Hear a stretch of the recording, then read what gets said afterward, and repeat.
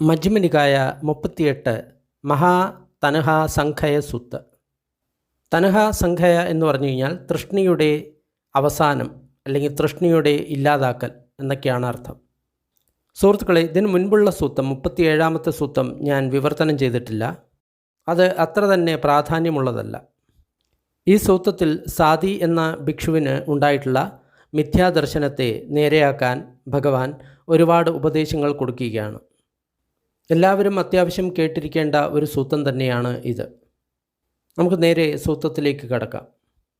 ഞാൻ ഇങ്ങനെ കേട്ടു, ഭഗവാൻ ഒരിക്കൽ ശ്രാവസ്തിയിൽ ജേതവനത്തിൽ അനാഥപിണ്ഡകൻ്റെ ആശ്രമത്തിൽ വിഹരിക്കുകയായിരുന്നു. ആ സമയത്ത് സാദി എന്ന ഒരു ഭിക്ഷു മത്സ്യം പിടിക്കുന്ന ഒരു വ്യക്തിയുടെ മകനായിരുന്നു സാദി. ആ സാദിക്ക് പാപകരമായിട്ടുള്ള ഒരു ദർശനം ഇങ്ങനെ ഉണ്ടായി. ഇവിടെ ദർശനം അല്ലെങ്കിൽ ദിട്ടി എന്ന് പറയുന്നത് രണ്ട് തരത്തിലുണ്ട്. ഒന്ന് സമ്മാദിട്ടി, ശരിയായിട്ടുള്ള ദർശനം. രണ്ട് മിഥ്യാദിട്ടി, മിഥ്യയായിട്ടുള്ള ദർശനം. ഇവിടെ മിഥ്യാദർശനത്തെ കുറിച്ചിട്ടാണ് പറയുന്നത്.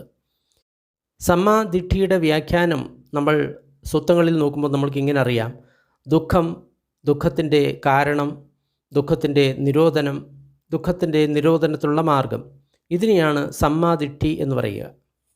ഇവിടെ മിഥ്യാദൃഷ്ടിയാണ് ഉണ്ടായിട്ടുള്ളത്. സാധിക്ക് താഴെ പറയുന്ന മിഥ്യാദൃഷ്ടിയാണ് ഉണ്ടായത്. ഞാൻ അറിയുന്ന പ്രകാരം ഭഗവാന്റെ ധർമ്മം ഇങ്ങനെയാണ്. ഈ വിജ്ഞാനം തന്നെയാണ് എല്ലായിടത്തും നിറഞ്ഞു നിൽക്കുന്നത്. അതുകൂടാതെ ഒരു ശരീരത്തിൽ നിന്ന് മറ്റൊരു ശരീരത്തിലേക്ക് പുനർജന്മം എടുക്കുന്നതും ഈ വിജ്ഞാനം തന്നെയാണ്, ഇതല്ലാതെ മറ്റൊന്നല്ല. ഈ തരത്തിലുള്ള ഒരു മിഥ്യാദൃഷ്ടി ഇന്നും എല്ലാവർക്കും ഉള്ളതാണ്. സാധാരണയായിട്ട് ആൾക്കാർ കരുതുന്നത് നിത്യമായിട്ടുള്ള ശാശ്വതമായിട്ടുള്ള ഒരു ആത്മാവ് നമ്മളുടെ ഉള്ളിൽ തന്നെ ഉണ്ട്. അത് തന്നെയാണ് കേൾക്കുന്നത്, അത് തന്നെയാണ് കാണുന്നത്, അത് തന്നെയാണ് ചിന്തിക്കുന്നത്, അത് തന്നെയാണ് ഒരു ശരീരം വിട്ട് മറ്റൊരു ശരീരത്തിലേക്ക് പോകുന്നത്, അത് തന്നെയാണ് ഈ ലോകത്തിലെല്ലാം വ്യാപിച്ചിരിക്കുന്നത്. ചിലർ അതിനെ നിത്യം ശാശ്വതം ധ്രുവമായിട്ടുള്ള ഒരു ആത്മാവായിട്ട് കരുതുന്നു. ചിലർ അതിനെ പരമാത്മാവ് ആയിട്ട് കരുതുന്നു. നമ്മൾക്കും ഒരുപക്ഷെ ഇത്തരത്തിലുള്ള ഒരു മിഥ്യാദർശനം ഉണ്ടായേക്കാം. ഞാൻ തന്നെയാണ് കാണുന്നത്, ഞാൻ തന്നെയാണ് കേൾക്കുന്നത്, ഞാൻ തന്നെയാണ് ഗന്ധം ശ്വസിക്കുന്നത്, ഞാൻ തന്നെയാണ് സ്പർശിക്കുന്നത്. ഈ ഞാൻ എന്ന ബോധം നമ്മളിൽ രൂഢമൂലമാണ്. അപ്പോൾ നമ്മൾ വിചാരിക്കുന്നു ഇതെല്ലാം കേൾക്കുന്നതും കാണുന്നതും ചിന്തിക്കുന്നതും എല്ലാം ഞാൻ തന്നെയാണ് എന്ന്. ഇവിടെ വിജ്ഞാനം എന്ന് പറയുന്നത് പാലി വാക്കാണ്. അതിൻ്റെ സംസ്കൃത വാക്കാണ് വിജ്ഞാനം. നമ്മളുടെ കണ്ണ് അത് ഒരു രൂപവുമായിട്ട് സ്പർശം ഉണ്ടാകുന്ന സമയത്ത്, രൂപത്തെ കാണുന്ന സമയത്താണ് ചക്ഷുവിജ്ഞാനം ഉണ്ടാകുന്നത്. അതേപോലെ തന്നെ ബാക്കി 5 ഇന്ദ്രിയങ്ങളിലും ഒരു കാരണത്താലാണ് ഒരു കാര്യമുണ്ടാകുന്നത്. പല ഭിക്ഷുക്കളും ഇതിനെപ്പറ്റി കേട്ടു.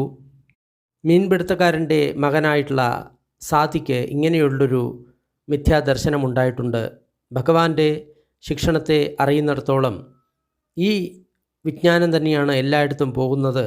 ഇത് തന്നെയാണ് ഒരു ശരീരത്തിൽ നിന്ന് മറ്റൊരു ശരീരത്തിലേക്ക് പോകുന്നത്, ഇതല്ലാതെ മറ്റൊന്നില്ല. അതിനുശേഷം ആ ഭിക്ഷുക്കൾ ആ സതിയുടെ അടുത്ത് പോയി എന്നിട്ട് ഇങ്ങനെ പറഞ്ഞു: സാദി, ഇത് സത്യമാണോ? താങ്കൾക്ക് ഇത്തരം ഒരു പാപകമായിട്ടുള്ള ഒരു ദിട്ടി ഉണ്ടായി എന്നത് സത്യമാണോ? ബുദ്ധൻ പഠിപ്പിച്ചത് ഞാൻ അറിയുന്നിടത്തോളം ഇതേ വിജ്ഞാനം തന്നെയാണ് എല്ലായിടത്തും ഉള്ളത്. ഇതേ വിജ്ഞാനം തന്നെയാണ് ഒരു വ്യക്തിയിൽ നിന്ന് മറ്റൊരു വ്യക്തിയിലേക്ക് പുനർജനിക്കുന്നത്, ഇതല്ലാതെ മറ്റൊന്നില്ല. അപ്പോൾ സാത്തി പറഞ്ഞു: തീർച്ചയായിട്ടും മിത്രങ്ങളെ, ഞാൻ ഭഗവാന്റെ ശിക്ഷണത്തെ ഇങ്ങനെയാണ് മനസ്സിലാക്കിയത്. ഇതേ വിജ്ഞാനമാണ് എല്ലായിടത്തും ഉള്ളത്. ഇതേ വിജ്ഞാനമാണ് ഒരു ശരീരത്തിൽ നിന്ന് മറ്റൊരു ശരീരത്തിലേക്ക് പോകുന്നത്, ഇതല്ലാതെ മറ്റൊന്നില്ല.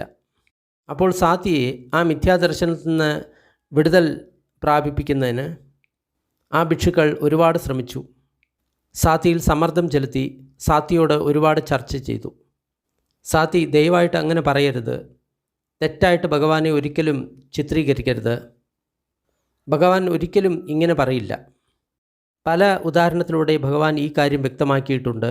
വിജ്ഞാനം എന്നത് ഒരു കാരണത്തെ ആശ്രയിച്ചിട്ടാണ് ഉണ്ടാകുന്നത്. കാരണം ഇല്ലാതെ വിജ്ഞാനം ഒരിക്കലും ഉണ്ടാകുകയില്ല. ഈ കാരണത്തെ ഇവിടെ പച്ചയ എന്നാണ് പറയുന്നത്. പച്ചയ എന്ന് പറയുമ്പോൾ പ്രത്യയം, അതുതന്നെയാണ് പഠിച്ച സമുത്പാദം എന്ന് പറയുന്നത്. പ്രതിത്യ സമുത്പാദം, പഠിച്ച സമുത്പാദം. അവിദ്യാപച്ചയ സംഖാര, സംഖാരപച്ചയ വിജ്ഞാനം, അങ്ങനെയുള്ള 12 കണ്ണികളുണ്ട്. അതിനെയാണ് ഇവിടെ പഠിച്ച സമുത്പാദം എന്ന് പറയുന്നത്, അല്ലെങ്കിൽ ഡിപ്പെൻഡൻറ്റ് ഒറിജിനേഷൻ എന്ന് പറയുന്നത്. ഒന്നിനെ ആശ്രയിച്ചിട്ടാണ് മറ്റൊന്ന് ഉണ്ടാകുന്നത്. ഒന്നിനെ ആശ്രയിക്കാതെ വിജ്ഞാനം ഉണ്ടാകുന്നതല്ല. ഇവിടെ ആശ്രയം എന്ന് പറയുന്ന സമയത്ത് പച്ചയ എന്ന വാക്കാണ് പാലിയിൽ ഉപയോഗിക്കുന്നത്. പ്രത്യയം, ആശ്രയിച്ചുകൊണ്ട് എന്ന് അർത്ഥം. എന്നാൽ മറ്റുള്ള ഭിക്ഷുക്കൾ എത്ര തന്നെ സമ്മർദ്ദം ചെലുത്തിയിട്ടും സതി തൻ്റെ തെറ്റായിട്ടുള്ള ദർശനത്തിന് പിന്മാറാൻ തയ്യാറല്ലായിരുന്നു. ആ ദർശനത്തിൽ അവൻ ഉറച്ചു നിന്നു. അവർക്ക് സതിയെ തൻ്റെ തെറ്റായിട്ടുള്ള ദർശനത്തിൽ നിന്ന് മാറ്റാൻ സാധിക്കാത്തതിനാൽ ആ ഭിക്ഷുക്കൾ ബുദ്ധൻ്റെ അടുത്ത് പോയി അദ്ദേഹത്തെ വന്ദിച്ചു. എന്നിട്ട് ഒരു ഭാഗത്ത് ഇരുന്നു. അതിനുശേഷം നടന്ന കാര്യങ്ങൾ മുഴുവൻ അദ്ദേഹത്തോട് പറഞ്ഞു. സാധിക്ക് ഉണ്ടായിട്ടുള്ള മിഥ്യാദർശനം ഇങ്ങനെയാണ്. ഭഗവാൻ പഠിച്ചിട്ടുള്ള കാര്യം എനിക്കറിയാവുന്നിടത്തോളം ഇങ്ങനെയാണ്. ഈ വിജ്ഞാനം തന്നെയാണ് എല്ലായിടത്തും ഉള്ളത്. ഈ വിജ്ഞാനം തന്നെയാണ് ഒരു ശരീരത്തിൽ നിന്നും മറ്റൊരു ശരീരത്തിൽ ജന്മമെടുക്കുന്നത്. അതല്ലാതെ മറ്റൊന്നില്ല.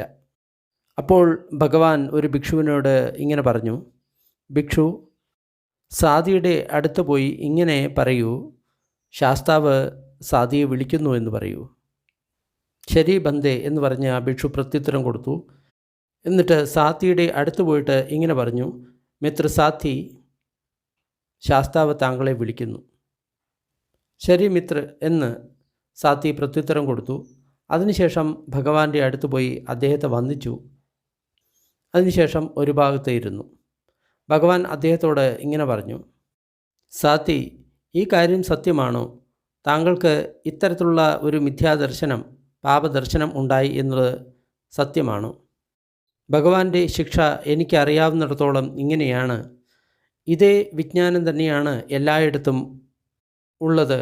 ഇതേ വിജ്ഞാനം തന്നെയാണ് പുനർജനിക്കുന്നത്. ഇതല്ലാതെ മറ്റൊന്നില്ല. അപ്പോൾ സാധി ഇങ്ങനെ പറഞ്ഞു, തീർച്ചയായിട്ടും ബന്ദേ, ഞാൻ ഭഗവാന്റെ ശിക്ഷയെ എങ്ങനെയാണ് മനസ്സിലാക്കിയിട്ടുള്ളത്? ഇതേ വിജ്ഞാനം തന്നെയാണ് എല്ലായിടത്തും നിറഞ്ഞു നിൽക്കുന്നത്. ഇതേ വിജ്ഞാനം തന്നെയാണ് ഒരു ജീവിതത്തിൽ നിന്നും മറ്റൊരു ജീവിതത്തിലേക്ക് പോകുന്നത്, അല്ലാതെ മറ്റൊന്നല്ല. അപ്പോൾ ഭഗവാൻ ചോദിച്ചു, സാധി, ആ വിജ്ഞാനം എന്താണ്? അപ്പോൾ സാധി ഇങ്ങനെ പറഞ്ഞു, ബന്ദേ, അത് തന്നെയാണ് പറയുന്നവൻ, അത് തന്നെയാണ് അറിയുന്നവൻ. ഓരോ ഭവത്തിലും പുണ്യപാപങ്ങളുടെ അനുഭവം അറിയുന്നത് അത് തന്നെയാണ്. ഇവിടെ സാധിക്ക് ഒരു ആത്മദർശനം എന്ന് പറയുന്ന ഒരു ദർശനമാണ് ഉണ്ടായിട്ടുള്ളത് എന്നാണ് വിചാരിക്കേണ്ടിയിരിക്കുന്നത്. അതായത് നിത്യമായിട്ടുള്ള ശാശ്വതമായിട്ടുള്ള എന്തോ ഒന്ന് നമ്മളുടെ ഉള്ളിലുണ്ട്, അത് തന്നെയാണ് കാണുന്നത്, അത് തന്നെയാണ് കേൾക്കുന്നത്, അത് തന്നെയാണ് ചിന്തിക്കുന്നത് എന്നൊരു ഭ്രമം അദ്ദേഹത്തിന് ഉണ്ടായി. സാധാരണയായിട്ട് നമ്മളും ഇന്ന് ആ രീതിയിലാണ് മിക്കരും കരുതുന്നത്. ഈ വിജ്ഞാനം തന്നെയാണ് കാണുന്നത്, എൻ്റെ ഉള്ളിലെ ഒരു ആത്മാവ് തന്നെയാണ് കേൾക്കുന്നത്, അത് തന്നെയാണ് ചിന്തിക്കുന്നത്, അത് തന്നെയാണ് അറിയുന്നത് എന്നുള്ളൊരു തോന്നൽ നമ്മൾക്ക് മിക്കവർക്കും ഉള്ളതാണ്. എന്നാൽ യാഥാർത്ഥ്യം അതല്ല. കണ്ണും രൂപവുമായിട്ട് സ്പർശിക്കുന്ന സമയത്താണ് ചക്ഷുവിജ്ഞാനം ഉണ്ടാകുന്നത്. കാതും ശബ്ദവും തമ്മിൽ സ്പർശിക്കുന്ന സമയത്താണ് ശ്രോതവിജ്ഞാനം ഉണ്ടാകുന്നത്. അങ്ങനെ നമ്മുടെ 6 ഇന്ദ്രിയങ്ങളിലെ വിജ്ഞാനവും 6 എണ്ണമാണ്. 6ാമത്തെ ഇന്ദ്രിയം എന്ന് പറയുന്നത് മനസ്സാണ്. അപ്പോൾ മനസ്സിൽ ഏതെങ്കിലും ധർമ്മം വരുന്ന സമയത്താണ് മനോവിജ്ഞാനം ഉണ്ടാകുന്നത്. അതുകൂടാതെ ഒരു വിജ്ഞാനത്തിന് മറ്റൊരു വിജ്ഞാനത്തിൻ്റെ ജോലി ചെയ്യാൻ സാധിക്കില്ല. ഉദാഹരണത്തിന് ചക്ഷുവിജ്ഞാനം ഉണ്ടാകുന്ന സമയത്ത് ഒരിക്കലും ശ്രോതവിജ്ഞാനം ഉണ്ടാകില്ല. അതുകൂടാതെ ശ്രോതവിജ്ഞാനത്തിന് ഒരിക്കലും ചക്ഷുവിജ്ഞാനത്തിൻ്റെ ജോലിയും ചെയ്യാൻ സാധിക്കില്ല. അപ്പോൾ 6 തരം വിജ്ഞാനമാണ് നമ്മുടെ ഉള്ളിലുള്ളത്. അതും കാരണത്താൽ ഉണ്ടാകുന്നതാണ്. കണ്ണില്ല, രൂപമില്ല, അല്ലെങ്കിൽ സ്പർശമുണ്ടായിട്ടില്ല എങ്കിൽ ഒരിക്കലും ചക്ഷുവിജ്ഞാനം ഉണ്ടാകുകയില്ല. ഈ സത്യം അറിയാതെയാണ് പലരും നിത്യമായിട്ടുള്ള ഒരു ആത്മാവിൽ വിശ്വസിക്കുന്നത്. അല്ലെങ്കിൽ അവർ ഇങ്ങനെ കരുതുന്നു, ആരാണ് ഞാൻ, എന്താണ് ഞാൻ, ആരാണ് ഈ കാണുന്നത്, ആരാണ് ഈ കേൾക്കുന്നത്? ഇങ്ങനെ ചിന്തിക്കാൻ തുടങ്ങിക്കഴിഞ്ഞാൽ നമ്മൾക്ക് എപ്പോഴും മിഥ്യാദർശനമേ, മിഥ്യാജ്ഞാനമേ ഉണ്ടാകുകയുള്ളൂ. കാരണം അത് ചിന്താജ്ഞാനമാണ്. അപ്പോൾ ഒരു ആത്മാവിൻ്റെ ദർശനം അവിടെ വന്നേക്കാം, പരമാത്മാവിൻ്റെ ദർശനം അവിടെ വന്നേക്കാം. ഇതൊന്നുമില്ലാതെ നമ്മൾ സത്യത്തെ മാത്രം അറിയുകയാണെങ്കിൽ ഈ ദർശനങ്ങളൊന്നുമില്ലാതെ ശരിയായിട്ടുള്ള കാര്യത്തെ നമ്മൾക്ക് അറിയാൻ സാധിക്കും. പക്ഷേ അതിന് ധ്യാനിക്കണം. വെറുതെ ധ്യാനിച്ചാൽ പോരാ, ശരിയായിട്ടുള്ള രീതിയിൽ തന്നെ ധ്യാനിക്കണം. അപ്പോൾ ഭഗവാൻ പറഞ്ഞു, മോഹപുരുഷ, ഈ രീതിയിലാണ് ഞാൻ ധർമ്മം പഠിപ്പിക്കുന്നത് എന്ന് ആരാണ് താങ്കളോട് പറഞ്ഞത്? ഞാൻ പല ഉദാഹരണങ്ങൾ കൊണ്ട് പറഞ്ഞിട്ടില്ലേ? വിജ്ഞാനം എപ്പോഴും മറ്റൊന്നിനെ ആശ്രയിച്ചിട്ടാണ് ഉണ്ടാകുന്നത് എന്ന് പറഞ്ഞിട്ടില്ലേ? ഒന്നിനെ ആശ്രയിക്കാതെ വിജ്ഞാനം ഉണ്ടാകില്ല എന്ന് ഞാൻ പറഞ്ഞിട്ടില്ലേ? എന്നാൽ നീ തെറ്റായിട്ട് ഗ്രഹിച്ചത് മൂലം എന്നെ നിങ്ങൾ തെറ്റായിട്ട് ചിത്രീകരിച്ചു. നീ സ്വയം നിന്നെ തന്നെ ദ്രോഹിച്ചു. ഒരുപാട് പാപം നീ സമ്പാദിച്ചു. ഈ കാര്യം ദീർഘകാലത്തിന് നിൻ്റെ അഹിതത്തിനും ദുഃഖത്തിനും കാരണമായിട്ട് തീരും. അതിനുശേഷം ഭഗവാൻ ഭിക്ഷുക്കളോട് ഇങ്ങനെ പറഞ്ഞു, ഭിക്ഷുക്കളെ, നിങ്ങൾ എന്താണ് കരുതുന്നത്? ഈ സാദി എന്ന ഭിക്ഷു ഈ ധർമ്മവിനയത്തിൽ അല്പമെങ്കിലും അറിവുള്ളവനാണോ? അപ്പോൾ ഭിക്ഷുക്കൾ പറഞ്ഞു, അതെങ്ങനെയാവും ബന്ദേ? തീർച്ചയായിട്ടുമില്ല. ഇങ്ങനെ പറഞ്ഞപ്പോൾ സാദി നിശബ്ദനായിരുന്നു. ഒന്നും പറയാനില്ലായിരുന്നു. ചുമലുകൾ കുനിഞ്ഞു, താഴോട്ട് നോക്കി ഇരുന്നു. മനപ്രയാസമുണ്ടായി ഒന്നും തന്നെ പറയാതെ മിണ്ടാതിരുന്നു. സാദിക്ക് ഒന്നും പറയാനില്ല എന്ന് മനസ്സിലായപ്പോൾ ബുദ്ധൻ ഇങ്ങനെ പറഞ്ഞു, മോഹപുരുഷ, നിങ്ങളുടെ ഈ പാപകരമായിട്ടുള്ള ദിഷ്ടി മൂലം മറ്റുള്ളവർ നിങ്ങളെ അറിയും. ഭഗവാന്റെ പ്രവചനം എത്ര ശരിയാണ്.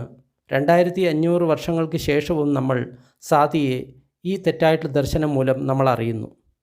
ഞാൻ ഭിക്ഷുക്കളോട് ഇതിനെപ്പറ്റി ചോദ്യം ചോദിക്കും.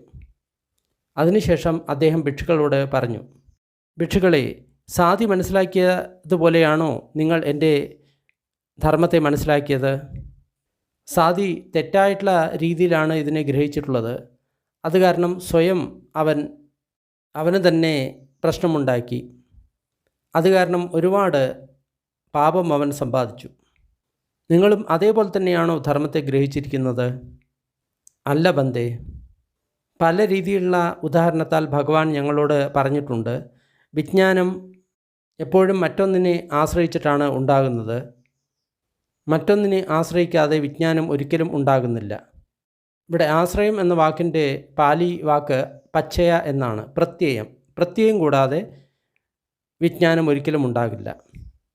അപ്പോൾ ഭഗവാൻ പറഞ്ഞു, സാധു സാധു ഭിക്ഷവേ, വളരെ നന്നായി ഭിക്ഷുക്കളെ, നിങ്ങൾ ധർമ്മത്തെ ഇതുപോലെ അറിഞ്ഞത് വളരെ നന്നായി. എന്തെന്നാൽ പല ഉദാഹരണത്താൽ ഞാൻ ഇത് വ്യക്തമാക്കിയിട്ടുണ്ട്. വിജ്ഞാനം എപ്പോഴും മറ്റൊന്നിനെ ആശ്രയിച്ചിട്ടാണ് ഉണ്ടാകുന്നത്. മറ്റൊന്നിനെ ആശ്രയിക്കാതെ വിജ്ഞാനം ഉണ്ടാകുന്നതല്ല.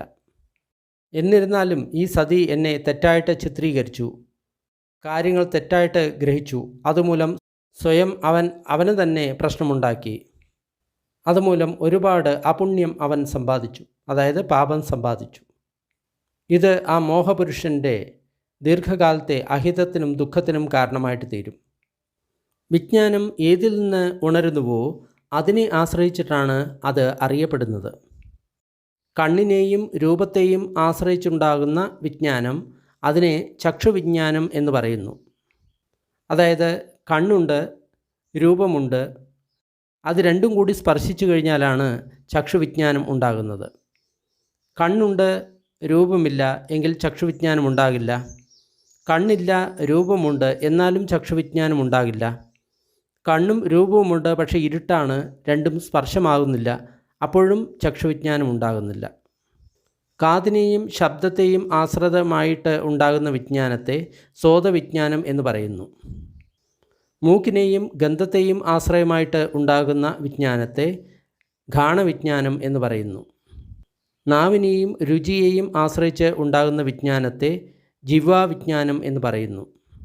ശരീരവും സ്പർശവും ആശ്രയിച്ച് ഉണ്ടാകുന്ന വിജ്ഞാനത്തെ കായവിജ്ഞാനം എന്ന് പറയുന്നു. മനസ്സിനെയും ധർമ്മത്തെയും ആശ്രയിച്ചുണ്ടാകുന്ന വിജ്ഞാനത്തെ മനോവിജ്ഞാനം എന്ന് പറയുന്നു. അതായത് മനസ്സ് എന്തിനെങ്കിലും ചിന്തിക്കുന്ന സമയത്താണ് മനോവിജ്ഞാനം ഉണ്ടാകുന്നത്. ഭിക്ഷുക്കളെ, ഒരു തീ എന്തിനെ ആശ്രയിച്ചിട്ടാണോ ഉണ്ടാകുന്നത് അതിൻ്റെ പേരിലാണ് ആ തീ അറിയപ്പെടുന്നത്. മരക്കഷ്ണത്തെ ആശ്രയിച്ച് ഒരു തീ ഉണ്ടാകുകയാണെങ്കിൽ നമ്മൾ അതിനെ മരത്തിൻ്റെ തീ എന്ന് പറയും. മരത്തിൻ്റെ കൊമ്പുകളെ ആശ്രയിച്ചിട്ടാണ് ആ തീ ഉണ്ടാകുന്നതെങ്കിൽ നമ്മളതിനെ കൊമ്പുകളുടെ തീ എന്ന് പറയും, അല്ലെങ്കിൽ മരച്ചില്ലകളുടെ തീ എന്ന് പറയും. ഉണങ്ങിയ പുല്ലിനെ ആശ്രയിച്ചിട്ടാണ് ആ തീ ഉണ്ടാകുന്നതെങ്കിൽ നമ്മൾ പറയും പുല്ലിൻ്റെ തീ എന്ന് പറയും. ഉണങ്ങിയ ചാണകത്തെ ആശ്രയിച്ചിട്ടാണ് ആ തീ ഉണ്ടായതെങ്കിൽ നമ്മളതിനെ ചാണകത്തിൻ്റെ തീ എന്ന് പറയും. ഉമിയെ ആശ്രയിച്ചിട്ടാണ് ആ തീ ഉണ്ടായതെങ്കിൽ നമ്മൾ അതിനെ ഉമിത്തീ എന്ന് പറയും. ചപ്പ് ചവറുകളെ ആശ്രയിച്ചിട്ടാണ് തീ ഉണ്ടായതെങ്കിൽ നമ്മൾ ചപ്പ് ചവറുകളുടെ തീ എന്ന് പറയും. ഇതുപോലെ തന്നെ വിജ്ഞാനം ഏതിനെ ആശ്രയിച്ചിട്ട് ഉണ്ടാകുന്നതോ അതിനെ ആശ്രയിച്ചിട്ടാണ് അത് അറിയപ്പെടുന്നത്. കണ്ണിനെയും രൂപത്തെയും ആശ്രയിച്ചിട്ടുള്ള വിജ്ഞാനത്തെ ചക്കുവിജ്ഞാനം എന്നും, മൂക്കിനെയും ഗന്ധത്തെയും ആശ്രയിച്ചിട്ടുള്ളതിനെ ഘ്രാണവിജ്ഞാനം എന്നും, നാവിനെയും രുചിയെയും ആശ്രയിച്ചിട്ടുള്ളതിനെ ജിഹ്വാവിജ്ഞാനം എന്നും, കാതിനെയും ശബ്ദത്തെയും ആശ്രയിച്ചിട്ടുള്ളതിനെ ശ്രോതവിജ്ഞാനം എന്നും, ശരീരത്തെയും സ്പർശത്തെയും ആശ്രയിച്ചിട്ടുള്ളതിനെ കായവിജ്ഞാനം എന്നും, മനസ്സിനെയും ധർമ്മത്തിനെയും ആശ്രയിച്ചിട്ടുള്ളതിനെ മനോവിജ്ഞാനം എന്നും പറയും. വിജ്ഞാനം എന്നത് പാലി വാക്കാണ്. വിജ്ഞാനം എന്നുള്ളത് സംസ്കൃത വാക്കാണ്. ഇത് ഉണ്ടായി എന്നുള്ള കാര്യത്തെ നിങ്ങൾ കാണുന്നുണ്ടോ? ഉണ്ട് ബന്ധേ. ആ ആഹാരത്തിൽ നിന്നാണ് അത് ഉൽപ്പന്നമായത് എന്ന് നിങ്ങൾ കാണുന്നുണ്ടോ? ഉണ്ട് ബന്ധേ. ഇവിടെ ആഹാരം എന്ന് പറയുന്നത് ആ തടികഷ്ണം, കൊമ്പ്, പുല്ല്, ചാണകം, ഇതിനെയാണ് ആഹാരം എന്ന് പറയുക. അഗ്നിയുടെ ആഹാരം ഇതൊക്കെയാണ്, അല്ലെങ്കിൽ ഇന്ധനം എന്ന് പറയും. ആ ആഹാരം നിൽക്കുന്ന സമയത്ത് അതിനെ ആശ്രയിച്ചിട്ട് ഉണ്ടായിട്ടുള്ള കാര്യവും നിൽക്കും എന്ന് നിങ്ങൾക്ക് അറിയുന്നുണ്ടോ? ഉണ്ട് ബന്ധേ. അതായത് തടിയിൽ നിന്ന് തീയുണ്ടായി. തടി ഇല്ലാതായി കഴിഞ്ഞാൽ പിന്നെ ആ തീയും ഇല്ലാതായി തീരും. അതായത് തടി മുഴുവൻ ചാമ്പലായി കഴിഞ്ഞാൽ പിന്നെ തീ കത്താൻ സാധിക്കില്ല, കാരണം അതിന് ആഹാരമില്ല. അതേപോലെ തന്നെ ബാക്കിയുള്ള കാര്യങ്ങളും. ഇത് ഉണ്ടായിട്ടുണ്ടോ ഇല്ലയോ എന്ന് ഉറപ്പിക്കാൻ കഴിയാത്ത സാഹചര്യത്തിൽ നിങ്ങൾക്ക് സംശയം ഉണ്ടാകാറുണ്ടോ? ഉണ്ട് ബന്ധേ. ആ ആഹാരത്തിൽ നിന്നാണ് അത് ഉണ്ടായത്, ഇല്ലാതായത് എന്ന് ഉറപ്പിക്കാൻ പറ്റാത്ത സാഹചര്യത്തിൽ നിങ്ങൾക്ക് സംശയം ഉണ്ടാകാറുണ്ടോ? ഉണ്ട് ബന്ധേ. ആ ആഹാരം ഇല്ലാതാകുന്ന സമയത്ത് അതിൽ നിന്ന് ഉണ്ടായിട്ടുള്ള കാര്യവും ഇല്ലാതാകും എന്ന കാര്യം നിശ്ചയിക്കാൻ പറ്റാത്ത സാഹചര്യത്തിൽ നിങ്ങൾക്ക് സംശയം ഉണ്ടാകാറുണ്ടോ? ഉണ്ട് ബന്ധേ. ഇത് ഉണ്ടായി എന്ന് സത്യമായിട്ട് നമ്മൾക്ക് മനസ്സിലാകുന്ന സമയത്ത് ആ വ്യക്തിയിലെ സംശയം ദൂരമാകുന്നുണ്ടോ? ഉണ്ട് ബന്ധേ. ഇത് ആ ഇന്ധനത്തിൽ നിന്നാണ് ഉണ്ടായത് എന്ന് ശരിയായിട്ട് കാണുന്ന ഒരു വ്യക്തിക്ക് സംശയം ഇല്ലാതാകുന്നുണ്ടോ? ഉണ്ട് ബന്ധേ. ആ ആഹാരം തീരുന്ന സമയത്ത് അതിൽ നിന്ന് എന്തൊന്നുണ്ടായോ അതും തീരും എന്ന് സത്യമായിട്ട് കാണുന്ന ഒരു വ്യക്തിക്ക് സംശയം തീരുന്നുണ്ടോ? ഉണ്ട് ബന്ധേ. ഇത് ഉൽപ്പന്നമായി എന്നുള്ള കാര്യത്തിൽ നിങ്ങൾക്ക് സംശയം ഒന്നും തന്നെ ഇല്ലല്ലോ? അതേ ബന്ധേ.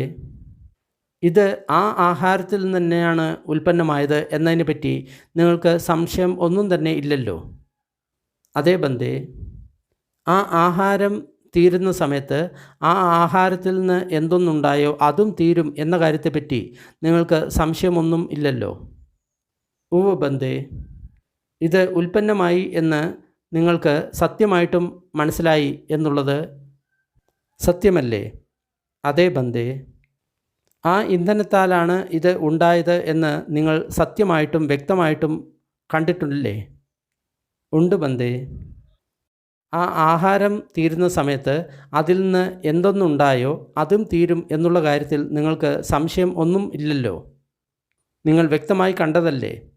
അതേ ബന്ധേ. അതായത് കണ്ണിൽ രൂപം ഉള്ള സമയത്ത് മാത്രമേ, ആ രൂപത്തിൻ്റെ ആഹാരം ഉള്ള സമയത്ത് മാത്രമേ ചക്ഷുവിജ്ഞാനം ഉണ്ടാകുകയുള്ളൂ. ആ രൂപം അപ്രത്യക്ഷമായി കഴിഞ്ഞാൽ പിന്നെ ചക്ഷുവിജ്ഞാനം ഉണ്ടാകില്ല. നമ്മൾ കാണുന്നു എന്ന് നമ്മൾ അറിയുന്നില്ല. ആ രൂപത്തെ കാണുന്ന സമയത്ത് മാത്രമാണ് നമ്മൾ അതിനെ കാണുന്നു എന്ന് അറിയുന്നത്. അപ്പോൾ കാണുന്നു എന്ന് അറിയാനുള്ള വിജ്ഞാനത്തിൻ്റെ ആഹാരം എന്ന് പറയുന്നത് രൂപമാണ്. ഭിക്ഷുക്കളെ, ഇത് വളരെ വ്യക്തമായിട്ടുള്ള കാര്യമാണ്. നിങ്ങൾ ഇതിനെ ഹൃദയത്തോട് ചേർത്ത് പിടിക്കുകയാണ്, ചിന്തിക്കുകയാണ്, ഇതിനെ വിലപിടിച്ചതായിട്ട് കരുതി നിങ്ങൾ ഉള്ളിൽ സൂക്ഷിക്കുകയാണ് എങ്കിൽ നിങ്ങൾക്ക് എൻ്റെ ധർമ്മത്തെ മനസ്സിലാക്കാൻ സാധിക്കും. ഈ ധർമ്മം ഒരു തോണിയെപ്പോലെയാണ് അക്കരെ കടക്കുന്നതിന്. ഒരിക്കലും അതിനെ പിടിച്ചു വയ്ക്കാനുള്ളതല്ല. പിടിച്ചു വയ്ക്കാനുള്ളതാണോ? അല്ല ബന്ധേ. ഈ ദർശനം വളരെ പരിശുദ്ധമാണ്, പ്രകാശമാനമാണ്. ഭിക്ഷുക്കളെ, ഇത് നിങ്ങൾ നിങ്ങളുടേത് ആക്കുന്നില്ലെങ്കിൽ, അതിനെപ്പറ്റി ചിന്തിക്കുന്നില്ല എങ്കിൽ അത് വളരെ മൂല്യമുള്ളതാണ് എന്ന് നിങ്ങൾ കരുതുന്നില്ല എങ്കിൽ, അത് നിങ്ങളുടേതല്ല എന്ന് നിങ്ങൾ കരുതുന്നു എങ്കിൽ, നിങ്ങൾക്ക് ആ തോണിയുടെ ഉപമ നിങ്ങൾക്ക് മനസ്സിലാക്കാൻ സാധിക്കില്ല. അത് തരണം ചെയ്യാനുള്ളതാണ്, അതിനെ ആശ്രയിക്കാനുള്ളതല്ല. ശരിയല്ലേ? അതേ ബന്ധേ, ഭിക്ഷുക്കളെ, ആഹാരം എന്ന് പറയുന്നത് 4 തരത്തിലുള്ളതാണ്. ഗർഭത്തിലുള്ളതും അതേപോലെ തന്നെ ജനിച്ചിട്ടുള്ളതുമായിട്ടുള്ള പ്രാണികളെ ഈ 4 ആഹാരങ്ങളാണ് ജീവിപ്പിക്കുന്നത്. ഈ 4 ആഹാരങ്ങൾ ഏതൊക്കെയാണ്? 1, നമ്മൾ കഴിക്കുന്ന ഭക്ഷണം, അത് സ്ഥൂലമായിരിക്കാം, സൂക്ഷ്മമായിരിക്കാം. 2, സ്പർശം. സ്പർശം എന്ന് പറയുന്നത് ഇന്ദ്രിയങ്ങളും അതിൻ്റെ വിഷയങ്ങളുമായിട്ടുള്ള സ്പർശം, അത് ഒരു ആഹാരമാണ്. മനോസഞ്ചേതന എന്നത് 3. മനസ്സിൻ്റെ ചേതന, അതിനെയാണ് മനോസഞ്ചേതന എന്ന് പറയുന്നത്. അതായത് ഈ കാര്യങ്ങളെ കാണാനും കേൾക്കാനും ഉള്ള ആ ആഗ്രഹം, ആ മനസ്സിൻ്റെ ആ ചേതന. 4, വിജ്ഞാനം. ഇത് 4നെയുമാണ് ആഹാരം എന്ന് പറയുന്നത്. നമ്മൾ ആഹാരം കഴിക്കുന്നത് നിർത്തിക്കഴിഞ്ഞു കഴിഞ്ഞാൽ നമ്മുടെ ശരീരം കുറച്ച് ദിവസത്തിനുള്ളിൽ തന്നെ മരണപ്പെടും, അല്ലെങ്കിൽ മാസങ്ങൾക്കുള്ളിൽ മരണപ്പെടും. കാരണം അതിന് ഭക്ഷണം കിട്ടുന്നില്ല. അതേപോലെ തന്നെ 6 ഇന്ദ്രിയങ്ങളിലും ഒന്നിനും സ്പർശിക്കുന്നില്ല. മനസ്സിന് ആ വിഷയങ്ങളെ സ്പർശിക്കാനുള്ള ആ ചേതന ഇല്ലാതാകുന്നു.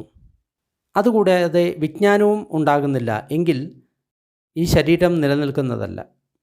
ഇത് വളരെ ഗഹനമായിട്ടുള്ള ഒരു പ്രിൻസിപ്പിളാണ്. ഇതിനെപ്പറ്റി അല്പം ഗംഭീരമായിട്ട് ചിന്തിക്കുക. ഭിക്ഷുക്കളെ, ഈ 4 ആഹാരങ്ങളുടെയും നിദാനം എന്താണ്? എന്താണ് കാരണം? എവിടെ നിന്നാണ് അത് ഉൽപ്പത്തിയായിട്ടുള്ളത്? എവിടെ നിന്നാണ് അത് ഉണ്ടായിട്ടുള്ളത്? എവിടെ നിന്നാണ് അത് ഉത്ഭവിച്ചിട്ടുള്ളത്? ഇമേ ച ഭിക്ഷവേ ചത്താരോ ആഹാര കിം നിദാന കിം സമുദയ കിം ജാതിക കിം പഭാവ. ഇമേ ചത്താരോ ആഹാര തൻഹാ നിദാന തൻഹാ സമുദയ തൻഹാ ജാതിക തൻഹാ പഭവ. ഈ 4 ആഹാരവും തൻഹ അല്ലെങ്കിൽ തൃഷ്ണ, അതാണ് അതിൻ്റെ കാരണം, അതാണ് അതിൻ്റെ ഉൽപ്പത്തി, അതാണ് അതിൻ്റെ ജന്മസ്ഥലം. അവിടെ നിന്നാണ് അത് ഉണ്ടായത്. ഇവിടെ ഭഗവാൻ വീണ്ടും പഠിച്ച സമുത്പാദത്തെക്കുറിച്ചിട്ടാണ് പറയുന്നത്. അവിദ്യാവച്യ സംഖാര, സംഖാരവച്യ വിജ്ഞാനം എന്ന 12 ആ കണ്ണികൾ. ഭിക്ഷുക്കളെ, ആ തൃഷ്ണ അല്ലെങ്കിൽ തൻഹയുടെ എന്താണ് നിദാനം? എന്താണ് അതിൻ്റെ കാരണം? എന്താണ് അതിൻ്റെ ഉൽപ്പത്തി? എവിടെ നിന്നാണ് അത് വന്നത്? വേദനയിൽ നിന്നാണ് തൃഷ്ണ ഉണ്ടായത്. വേദനയാണ് അതിൻ്റെ ഉൽപ്പത്തി. വേദനയിൽ നിന്നാണ് അത് ഉണ്ടായത്. വേദനയാണ് അതിൻ്റെ ജന്മസ്ഥലം. ഭിക്ഷുക്കളെ, വേദനയുടെ ഉറവിടം എവിടെ നിന്നാണ്? എവിടെ നിന്നാണ് അത് ഉണ്ടായത്? എവിടെ നിന്നാണ് അത് ആരംഭിച്ചത്? വേദന ഉണ്ടായത് സ്പർശത്തിൽ നിന്നാണ്. ഫസ്, സ്പർശത്തിൽ നിന്നാണ് അത് ഉത്ഭവിച്ചത്. സ്പർശമാണ് അതിൻ്റെ ഉത്ഭവം. അവിടെ നിന്നാണ് ഉണ്ടായിട്ടുള്ളത്. ഭിക്ഷുക്കളെ, സ്പർശത്തിൻ്റെ ഉത്ഭവം എവിടെ നിന്നാണ്? എങ്ങനെയാണ് സ്പർശമുണ്ടായത്? എവിടെ നിന്നാണ് സ്പർശം ഉത്ഭവിച്ചത്? അതിൻ്റെ തുടക്കം എവിടെ നിന്നാണ്? സ്പർശം സളായതനത്തിൽ നിന്നാണ്. അതായത് 6 ഇന്ദ്രിയങ്ങളിൽ നിന്നാണ് സ്പർശം ഉണ്ടായത്.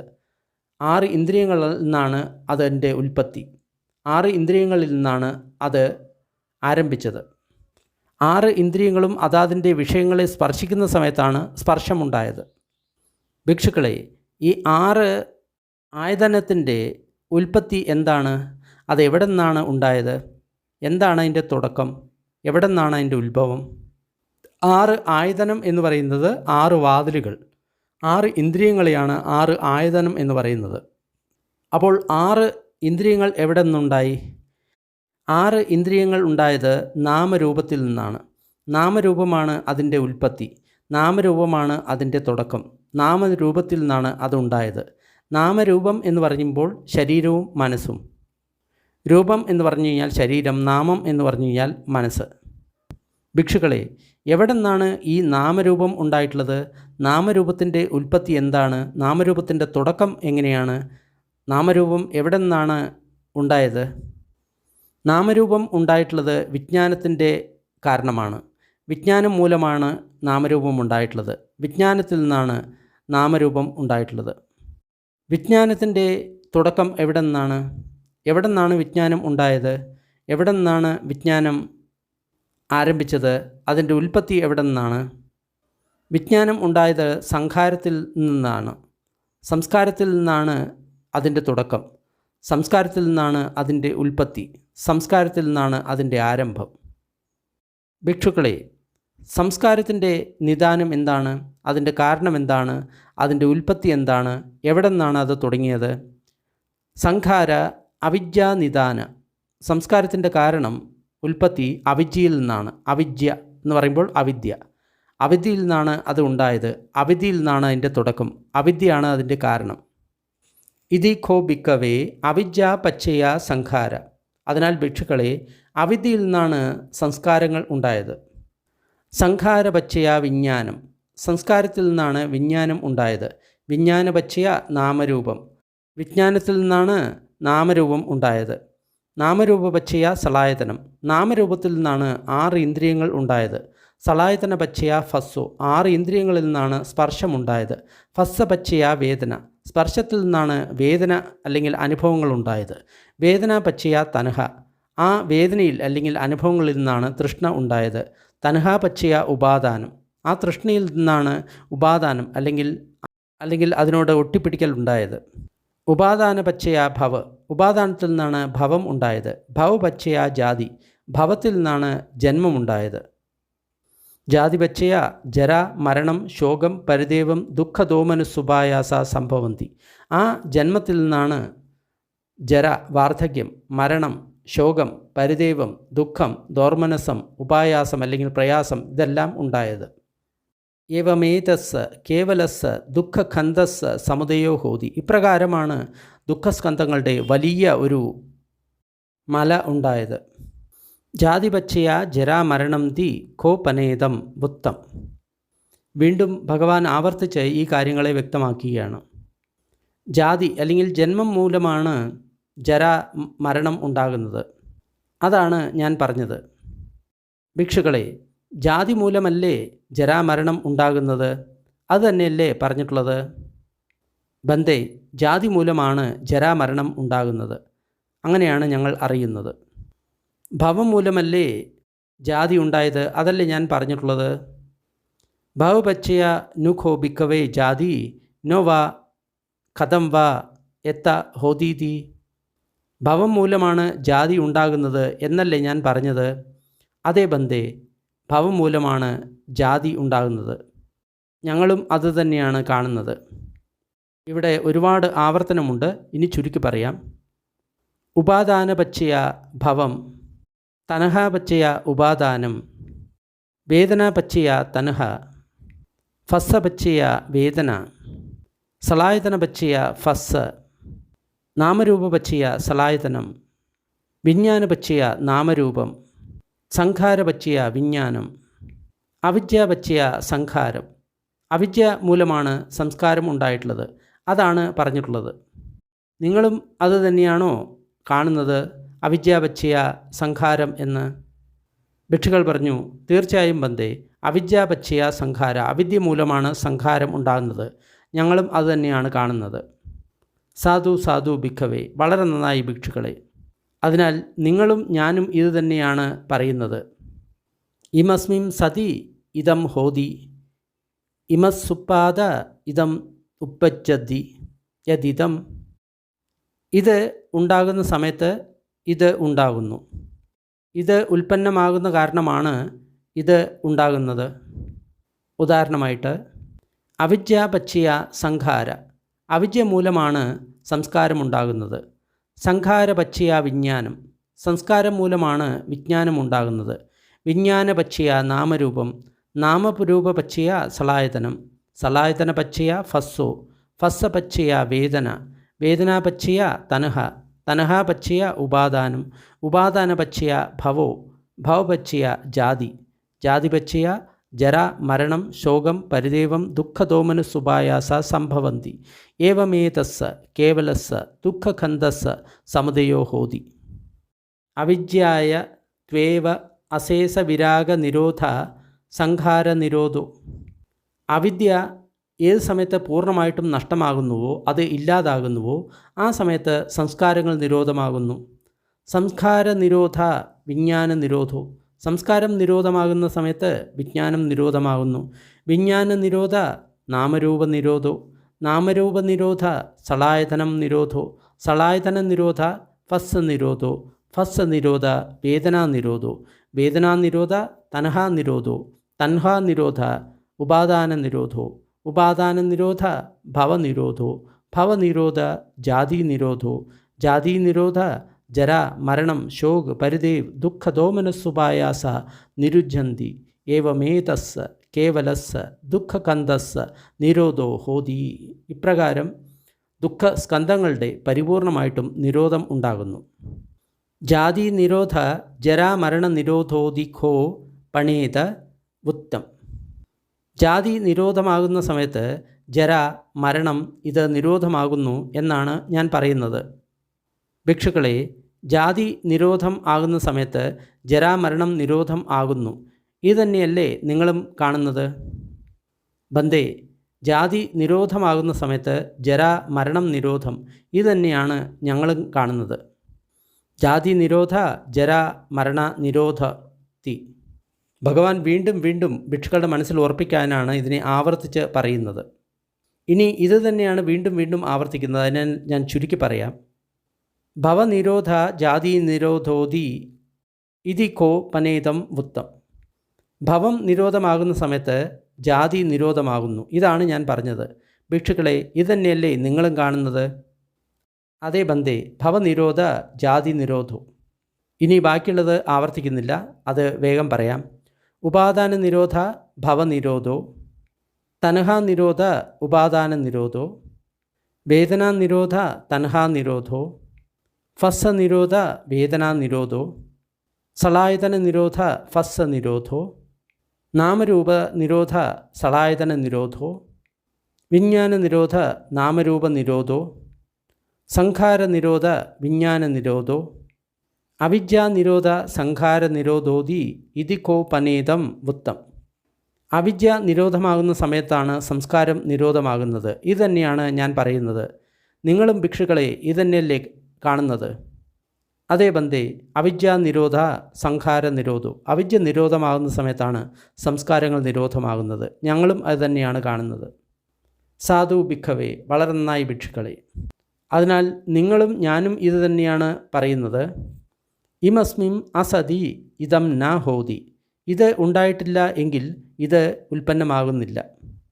ഇമസ നിരോധ ഇതം നിരുജ്ജതി. ഇത് നിരോധമാകുന്ന സമയത്ത് ഇത് പരിപൂർണമായിട്ടും ഇല്ലാതാവുന്നു. യദിദം, അത് ഇങ്ങനെയാണ്. അവിദ്യാ നിരോധ സംഖാര നിരോധോ. അവിദ്യ നിരോധമാകുന്ന സമയത്ത് സംസ്കാരങ്ങൾ നിരോധമാകുന്നു. സംഖാര നിരോധ വിജ്ഞാന നിരോധോ, വിജ്ഞാന നിരോധ നാമരൂപ നിരോധോ, നാമരൂപ നിരോധ സളായതന നിരോധോ, സളായതന നിരോധ ഫസ്സ നിരോധോ, ഫസ്സ നിരോധ വേദനാ നിരോധോ, വേദനാ നിരോധ തൻഹാ നിരോധോ, തൻഹാ നിരോധ ഉപാദാന നിരോധോ, ഉപാദാന നിരോധ ഭവനിരോധോ, ഭവനിരോധ ജാതി നിരോധോ, ജാതി നിരോധ ജര മരണം ശോക പരിദേവ് ദുഃഖദോമനസുപായാസ നിരുജ്ജന്തി ഏവമേതസ് കേവലസ് ദുഃഖഖന്ദസ് നിരോധോ ഹോതി. ഇപ്രകാരം മുഴുവൻ ദുഃഖഖന്ധങ്ങൾക്കും നിരോധം ഉണ്ടാകുന്നു. ഭിക്ഷുക്കളെ, ഈ രീതിയിൽ അറിഞ്ഞുകൊണ്ട് കണ്ടുകൊണ്ട് നിങ്ങൾ ഭൂതകാലത്തിലേക്ക് തിരിഞ്ഞുകൊണ്ട് ഇങ്ങനെ ചിന്തിക്കുമോ? ഞങ്ങൾ ഭൂതത്തിൽ ഉണ്ടായിരുന്നോ? ഞങ്ങൾ ഭൂതത്തിൽ ഉണ്ടായിരുന്നില്ലേ? ഞങ്ങൾ ഭൂതത്തിൽ എന്തായിരുന്നു? ഞങ്ങൾ ഭൂതത്തിൽ എങ്ങനെയായിരുന്നു? ഭൂതത്തിൽ ഞങ്ങൾ എങ്ങനെയായിരുന്നു, അതിനുശേഷം പിന്നെ എങ്ങനെയായി? ഭിക്ഷുക്കൾ പറഞ്ഞു, ഇല്ല ബന്ദേ. അതായത് ഇവിടെ പറയുന്നത് ഈ പ്രത്യയത്തിൻ്റെ കാരണം പറയുന്നുണ്ട്. അതായത് 12 പ്രത്യയം. അവിദ്യ മൂലമാണ് സംസ്കാരമുണ്ടാകുന്നത്, സംസ്കാരം മൂലമാണ് വിജ്ഞാനമുണ്ടാകുന്നത് എന്ന് പറയുന്ന ഓരോ കാര്യത്തിനും, അതായത് നമ്മുടെ ജന്മത്തിനെല്ലാം കാരണം ഈ പറയുന്ന 12 കാര്യങ്ങളാണ് എന്ന് നമ്മൾക്ക് മനസ്സിലായി. പിന്നെ എന്തിനാണ് നമ്മൾ ആവശ്യമില്ലാതെ നമ്മൾ പൂർവ്വത്തിലുണ്ടായിരുന്നോ ഇല്ലയോ എന്നൊക്കെ ചിന്തിക്കുന്നത്? ഈ കാര്യത്തെ പറ്റിയല്ലേ നമ്മൾ അറിയേണ്ടത് എന്നാണ് ഭഗവാൻ ചോദിക്കുന്നത്. ഭിക്ഷുക്കളെ, ഇതിനെ അറിഞ്ഞു, ഇതിനെ കണ്ടു. അതായത് ഈ പറയുന്ന 12 കാര്യങ്ങളെ നിങ്ങൾ കണ്ടു, അറിഞ്ഞു. ഇനി നിങ്ങൾ ഭാവിയെപ്പറ്റി ഇങ്ങനെ ചിന്തിക്കുമോ? ഭാവിയിൽ ഞങ്ങൾ ഉണ്ടാകുമോ? ഭാവിയിൽ ഞങ്ങൾ ഉണ്ടാതിരിക്കുമോ? ഭാവിയിൽ ഞങ്ങൾ എന്തായിട്ട് തീരും? ഭാവിയിൽ ഞങ്ങൾ എങ്ങനെയായിട്ട് തീരും? ഭാവിയിൽ ഞങ്ങൾ പിന്നീട് എന്തായിട്ട് തീരും? ഇല്ല ബന്ദേ. ഈ കാര്യങ്ങളെ ഇങ്ങനെ അറിഞ്ഞു, ഇങ്ങനെ നിങ്ങൾ കണ്ടു. ഇപ്പോഴും നിങ്ങൾക്ക് ഈ വർത്തമാനത്തിൽ തീരുമാനമാകാതെ നിങ്ങൾ ഇങ്ങനെ ചിന്തിക്കുമോ? ഞാൻ ഉണ്ടോ? ഞാൻ ഇല്ലയോ? ഞാൻ എന്താണ്? ഞാൻ എങ്ങനെയാണ്? ഈ പ്രാണികൾ എവിടെ നിന്ന് വന്നു? ഈ പ്രാണികൾ എവിടേക്ക് പോകും? ഇന്നും പല തത്വശാസ്ത്രജ്ഞന്മാരും ഇത് തന്നെയാണ് കരുതുന്നത്. ഞാൻ ഉണ്ടോ? ഞാൻ ഇല്ലയോ? എന്താണ് ഞാൻ? എങ്ങനെയാണ് ഞാൻ? ഈ പ്രാണികളെല്ലാം എവിടെ നിന്ന് വന്നു? എവിടേക്ക് പോയി? ഈ രീതിയിൽ നമ്മൾ ഒരു കാരണവശാലും ചിന്തിക്കാൻ പറ്റില്ല. ചിന്തിച്ചു കഴിഞ്ഞ് കഴിഞ്ഞാൽ നമ്മൾക്ക് എപ്പോഴും ഒരു ഭ്രമമായിരിക്കും ഉണ്ടാകുക. ഭിക്ഷുക്കൾ പറഞ്ഞു, ഇല്ല ബന്ദേ. ഈ കാര്യത്തെ അറിഞ്ഞുകൊണ്ട്, ഈ കാര്യത്തെ കണ്ടുകൊണ്ട് നിങ്ങൾ ഇങ്ങനെ പറയുമോ? ഞങ്ങളുടെ ഗുരു ആദരണീയനാണ്. ഞങ്ങളുടെ ഗുരുവിനോടുള്ള ആദരവ് കൊണ്ടാണ് ഞങ്ങൾ ഇങ്ങനെ പറയുന്നത്. ഇല്ല ബന്ദേ. അതായത് ഇന്ന് പല വിഭാഗക്കാരും അവരുടെ ഗുരു എന്തു പറഞ്ഞോ അതിനെ തർക്കിക്കാതെ അത് തന്നെയാണ് അവർ സ്വീകരിക്കുന്നത്. അതിനെ അവർ അറിഞ്ഞിട്ടില്ല, കണ്ടിട്ടില്ല. പക്ഷേ ഗുരു അറിഞ്ഞിട്ട് ഉണ്ടല്ലോ, കണ്ടിട്ടുണ്ടല്ലോ. അതിനാൽ ഗുരുവിനോടുള്ള ആദരവ് കൊണ്ട് അവർ അതിനെ വിശ്വസിക്കുന്നു. പക്ഷേ ഭഗവാൻ ഇവിടെ അങ്ങനെയല്ല പറയുന്നത്. എന്നോടുള്ള ആദരവ് കൊണ്ടല്ല നിങ്ങൾ വിശ്വസിക്കേണ്ടത്. നിങ്ങൾ അതിനെ ആദ്യം അറിയുക, നിങ്ങൾ അതിനെ കാണുക, അതിനുശേഷം നിങ്ങൾ വിശ്വസിക്കുക. എന്നോടുള്ള ആദരവ് കൊണ്ട് അല്ലെങ്കിൽ എന്നോടുള്ള ബഹുമാനം കൊണ്ട് ഒരിക്കലും ഞാൻ പറഞ്ഞത് വിശ്വസിക്കരുത് എന്നാണ് ഭഗവാൻ പറയുന്നത്. അതുകൊണ്ട് തന്നെയാണ് ഭഗവാൻ ഏറ്റവും വലിയ സയൻറ്റിസ്റ്റ് എന്ന് പറയുന്നത്. ഭിക്ഷുക്കൾ പറഞ്ഞു, ഇല്ല ബന്ദേ. ഭിക്ഷുക്കളെ, ഈ കാര്യങ്ങളെ അറിഞ്ഞുകൊണ്ട് കണ്ടുകൊണ്ട് നിങ്ങൾ ഇങ്ങനെ പറയുമോ? നമ്മളുടെ ഭിക്ഷുക്കൾ അല്ലെങ്കിൽ ശ്രമണന്മാർ ഇങ്ങനെ പറയുന്നു. അവർ ഇങ്ങനെ പറയുന്നത് കൊണ്ടാണ് ഞങ്ങൾ ഇങ്ങനെ സംസാരിക്കുന്നത്. ഇല്ല ബന്ദേ. ഇങ്ങനെ അറിഞ്ഞുകൊണ്ട് ഇങ്ങനെ കാണുന്നത് കൊണ്ട് നിങ്ങളെ സ്വയം മറ്റുള്ളൊരു ഗുരുവിൽ വിശ്വസിക്കുമോ? മറ്റുള്ളൊരു ഗുരു പറഞ്ഞു കഴിഞ്ഞാൽ നിങ്ങൾ അനുസരിക്കുമോ? ഇല്ല ബന്ദേ. ഭിക്ഷുക്കളെ, നിങ്ങൾ ഇങ്ങനെ അറിഞ്ഞു, ഇങ്ങനെ കണ്ടു. അതിനാൽ മറ്റുള്ള ശ്രമണ ബ്രാഹ്മണന്മാരുടെ കോലാഹലമുണ്ടാക്കുന്ന അന്ധവിശ്വാസം നിറഞ്ഞ ആചാരവിശ്വാസങ്ങളിൽ അത് ആവശ്യമുണ്ട് എന്ന് നിങ്ങൾക്ക് തോന്നുന്നുണ്ടോ? ഇല്ല ബന്ദേ. അതായത് പലതരത്തിലുള്ള യജ്ഞങ്ങളും അതേപോലെ തന്നെയുള്ള ബഹളം നിറഞ്ഞ പലതരത്തിലുള്ള അനുഷ്ഠാനങ്ങളും ബാക്കിയുള്ളവർ അനുഷ്ഠിക്കാറുണ്ട്. അതൊന്നും നമ്മുടെ ജന്മത്തിനോ വിമുക്തിക്കോ കാരണമല്ല. നേരത്തെ പറഞ്ഞിട്ടുള്ള 12 കാര്യങ്ങളാണ് അതിൻ്റെ കാരണങ്ങൾ. അതാണ് ഭഗവാൻ വീണ്ടും വീണ്ടും ആവർത്തിച്ച് പറയുന്നത്. ഭിക്ഷുക്കളെ, നിങ്ങൾ സ്വയം കണ്ടതും അറിഞ്ഞതും ആയിട്ടുള്ള കാര്യമല്ലേ നിങ്ങൾ ഇവിടെ പറയുന്നത്? അതേ ബന്ദേ. വളരെ നന്നായി ഭിക്ഷുക്കളെ. ഈ ജീവിതത്തിൽ തന്നെ ഫലം തരുന്ന ഈ ധർമ്മത്തെയാണ് ഞാൻ നിങ്ങളെ ഉപദേശിച്ചത്. ഇത് ഉടൻ തന്നെ ഫലം തരുന്നതാണ്. ഇതിനെ സ്വയം ദർശിക്കാവുന്നതാണ്. സ്വയം ദർശനത്തിന് യോഗ്യമാണ്. നമ്മൾ വയ്ക്കുന്ന ഓരോ കാൽവയ്പും അതിലേക്ക് നയിക്കുന്നതാണ്. പ്രജ്ഞയുള്ളവരാൽ സ്വയം ദർശിക്കാവുന്നതാണ് ഈ ധർമ്മം. ഭിക്ഷുക്കളെ, ഈ ധർമ്മം സ്വയം ദർശിക്കാവുന്നതാണ്, ഉടൻ തന്നെ ഫലം തരുന്നതാണ്. ധർമ്മം നിങ്ങളെ ക്ഷണിക്കുന്നതാണ്. ഓരോ അടിവയ്പും അതിന് അടുത്തേക്ക് പോകുന്നതാണ്. പ്രജ്ഞയുള്ളവർക്ക് സ്വയം കാണാവുന്നതാണ് എന്ന് ഞാൻ പറയുമ്പോൾ ഇതാണ് ഞാൻ ഉദ്ദേശിച്ചത്. ഭിക്ഷുക്കളെ, 3 കാര്യങ്ങൾ കൂടുന്ന സമയത്താണ് ഗർഭത്തിൽ ഒരു ഗർഭസ്ഥ ശിശു ഉണ്ടാകുന്നത്. അച്ഛനും അമ്മയും ഒരുമിച്ച് ബന്ധപ്പെട്ടു. പക്ഷേ അമ്മ തൻ്റെ ഋതുകാലത്ത് അല്ല, അതായത് ഗർഭമുണ്ടാകേണ്ട സമയത്തല്ല അവർ ബന്ധപ്പെട്ടത്. അതുകൂടാതെ ഗന്ധർവൻ അവിടെ ഉണ്ടായിരുന്നില്ല. ഇവിടെ ഗന്ധർവൻ എന്ന് പറയുന്നത് ജനിക്കാൻ പോകുന്ന ആ പ്രാണി അവിടെ ഉണ്ടായിരുന്നില്ല. അങ്ങനെയാകുന്ന സമയത്ത് ഗർഭം ധരിക്കുന്നതല്ല. ഇനി അച്ഛനും അമ്മയും ഒരുമിച്ച് ചേർന്നു. അമ്മ ഋതുകാലത്താണ്, എന്നാൽ ആ ഗന്ധർവൻ അവിടെ ഉണ്ടായിരുന്നില്ല. അതുമൂലം ഗർഭവും ധരിക്കുന്നില്ല. അതായത് പുരുഷനും സ്ത്രീയും ഒരുമിച്ചിരുന്നു. ആ സമയത്ത് സ്ത്രീ ഗർഭം ധരിക്കേണ്ട സമയമാണ്. പക്ഷേ ആ ഗർഭത്തിൽ വരാനുള്ള പ്രാണി ഗന്ധർവൻ അവിടെ ഉണ്ടായിരുന്നില്ല. അപ്പോൾ ഗർഭം ധരിക്കില്ല. എന്നാൽ ഇത് 3ഉം ഒരുമിച്ച് ചേരുന്ന സമയത്ത് അച്ഛനും അമ്മയും ഒരുമിച്ച് വരുന്നു. സ്ത്രീ ഋതുകാലത്താണ്. ആ ഗന്ധർവൻ അവിടെ ഉണ്ടായിരുന്നു, അല്ലെങ്കിൽ ആ ജനിക്കാൻ പോകുന്ന പ്രാണി അവിടെ ഉണ്ടായിരുന്നു. അപ്പോൾ ഗർഭം ധരിക്കും. വീണ്ടും ഭഗവാൻ വേറെ ചില ഉദാഹരണത്തിലൂടെയാണ് കാര്യം വ്യക്തമാക്കുന്നത്. കാരണത്താലാണ് കാര്യമുണ്ടാകുന്നത്. അതിനുശേഷം ആ അമ്മ തൻ്റെ കുഞ്ഞിനെ തൻ്റെ ഗർഭപാത്രത്തിൽ 9 അല്ലെങ്കിൽ 10 മാസം വഹിക്കുന്നു. അതിൻ്റെ ഭാരം അവൾ സഹിക്കുന്നു. വളരെയധികം കഷ്ടപ്പെട്ടിട്ടാണ് അവൾ അതിനെ വഹിക്കുന്നത്. അതിനുശേഷം 9-10 മാസങ്ങൾ കഴിഞ്ഞതിന് ശേഷം വളരെയധികം കഷ്ടപ്പെട്ട് ആ ഭാരത്തെ അവൾ പ്രസവിക്കുന്നു. ആ കുഞ്ഞ് ജനിക്കുന്ന സമയത്ത് അവൾ സ്വന്തം രക്തത്താൽ ആ കുഞ്ഞിനെ പോഷിപ്പിക്കുന്നു. ആര്യന്മാരുടെ വിനയത്തിൽ അമ്മയുടെ മുലപ്പാൽ എന്നത് രക്തം തന്നെയാണ്. ഈ കാര്യം വളരെ ശ്രദ്ധേയമായിട്ടുള്ളൊരു കാര്യമാണ്. കാരണം ആയുർവേദത്തിൽ നമ്മൾ നോക്കുന്ന സമയത്ത് പാല് എന്ന് പറയുന്നത് രക്തത്തിൻ്റെ തന്നെ ഒരു ഭാഗമാണ്. രക്തം പരിണമിച്ചാണ് പാൽ ഉണ്ടാകുന്നത് എന്ന് ആയുർവേദത്തിൽ വളരെ വ്യക്തമായിട്ട് പറയുന്നു. പിന്നീട് ആ ആൺകുട്ടി വളരുന്നു, അവൻ്റെ ഇന്ദ്രിയങ്ങൾ പരിപൂർണമാകുന്നു. അപ്പോൾ ആ കുട്ടി പലതരത്തിലുള്ള കളികൾ കളിക്കുന്നു. അവൻ കലപ്പയുണ്ടാക്കി കളിക്കുന്നു, തിരിച്ചും മറിച്ചും ചാടുന്നു, ചക്രമുണ്ടാക്കി കളിക്കുന്നു, വണ്ടി ഉണ്ടാക്കി കളിക്കുന്നു, ത്രാസ് ഉണ്ടാക്കി കളിക്കുന്നു, അമ്പും വില്ലും ഉണ്ടാക്കി കളിക്കുന്നു. വീണ്ടും ആ കുട്ടി വളരുന്നു, അവൻ്റെ ഇന്ദ്രിയങ്ങൾ കുറച്ചുകൂടി പാകമാകുന്നു. അപ്പോൾ ആ വ്യക്തി 5 ഇന്ദ്രിയങ്ങളിലൂടെ കാമസുഖങ്ങൾ അനുഭവിക്കാൻ തുടങ്ങുന്നു. ചക്കു വിജ്ഞയേഹി രൂപേഹി ഇട്ടേഹി കന്ദേഹി മനാപേഹി പിയരൂപേഹി കാമൂപസംഹിതേഹി രജനീയേഹി. കണ്ണുകൊണ്ട് കാണുന്ന രൂപം അത് ഇഷ്ടമാണ്, അനുകൂലമാണ്, സുഖകരമാണ്, ആസ്വാദ്യകരമാണ്, കാമോത്തേജനം ഉണ്ടാക്കുന്നതാണ്, ഇഷ്ടമുള്ളതാണ്. ഇതേപോലെ തന്നെ മറ്റുള്ള ഇന്ദ്രിയങ്ങളിലും, അത് ഞാൻ ആവർത്തിക്കുന്നില്ല. കാതിൽ കേൾക്കുന്ന ശബ്ദം, മൂക്കിൽ വരുന്ന ഗന്ധം, നാവിൽ വരുന്ന രസം, ശരീരത്തിൽ വരുന്ന സ്പർശം, അത് ഇഷ്ടമുള്ളതാണ്, ആഗ്രഹിക്കുന്നതാണ്, അനുകൂലമാണ്, സുഖമുണ്ടാക്കുന്നതാണ്, കാമോത്തേജകമാണ്, സുഖകരമാണ്.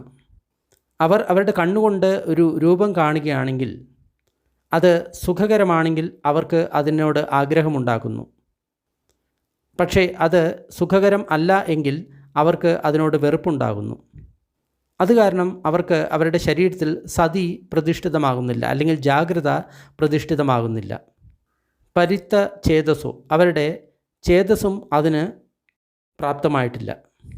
ഇവിടെ പറയുന്നത് ശരീരത്തിൽ നമ്മൾക്ക് സതിയില്ല, ജാഗ്രതയില്ല, അതായത് ശരീരത്തിൻ്റെ മേൽ നിയന്ത്രണമില്ല. അതേപോലെ തന്നെ മനസ്സിൻ്റെ മേലും നമ്മൾക്ക് നിയന്ത്രണം ഇല്ലാതായി കഴിഞ്ഞു കഴിഞ്ഞാൽ അവർ കണ്ണുകൊണ്ട് രൂപം കാണുന്ന സമയത്ത് അത് സുഖകരമാണെങ്കിൽ അവർക്ക് ഇഷ്ടമുണ്ടാകുന്നു, സുഖകരം അല്ല എങ്കിൽ അനിഷ്ടമുണ്ടാകുന്നു. അതിൻ്റെ കാരണം അവർ ശരീരത്തിൻ്റെ മേൽ ജാഗ്രത പുലർത്തുന്നില്ല എന്നുള്ളതാണ്. മനസ്സിലും അവർക്ക് ജാഗ്രതയില്ല എന്നുള്ളതാണ്. അത് കാരണം അവർക്ക് ചേതോ വിമുക്തി, അതേപോലെ തന്നെ പഞ്ഞാ വിമുക്തി, ഇത് എന്താണെന്ന് ശരിയായിട്ടുള്ള രീതിയിൽ മനസ്സിലാക്കുന്നില്ല. ഇത് ശരിയായിട്ടുള്ള രീതിയിൽ മനസ്സിലാക്കിയിരുന്നു എങ്കിൽ അകുശലമായിട്ടുള്ള ആ ധർമ്മങ്ങൾ പരിപൂർണമായിട്ട് ഇല്ലാതാകുമായിരുന്നു. എന്താണ് ചേതോ വിമുക്തി? മനസ്സ് ശാന്തമാക്കിക്കൊണ്ട് ഒന്നിലും ഗ്രഹിക്കാതെ അത് ശാന്തമാക്കി നമ്മൾ വിമുക്തനാകുന്ന അവസ്ഥ, അതിനെയാണ് ചേതോ വിമുക്തി എന്ന് പറയുന്നത്.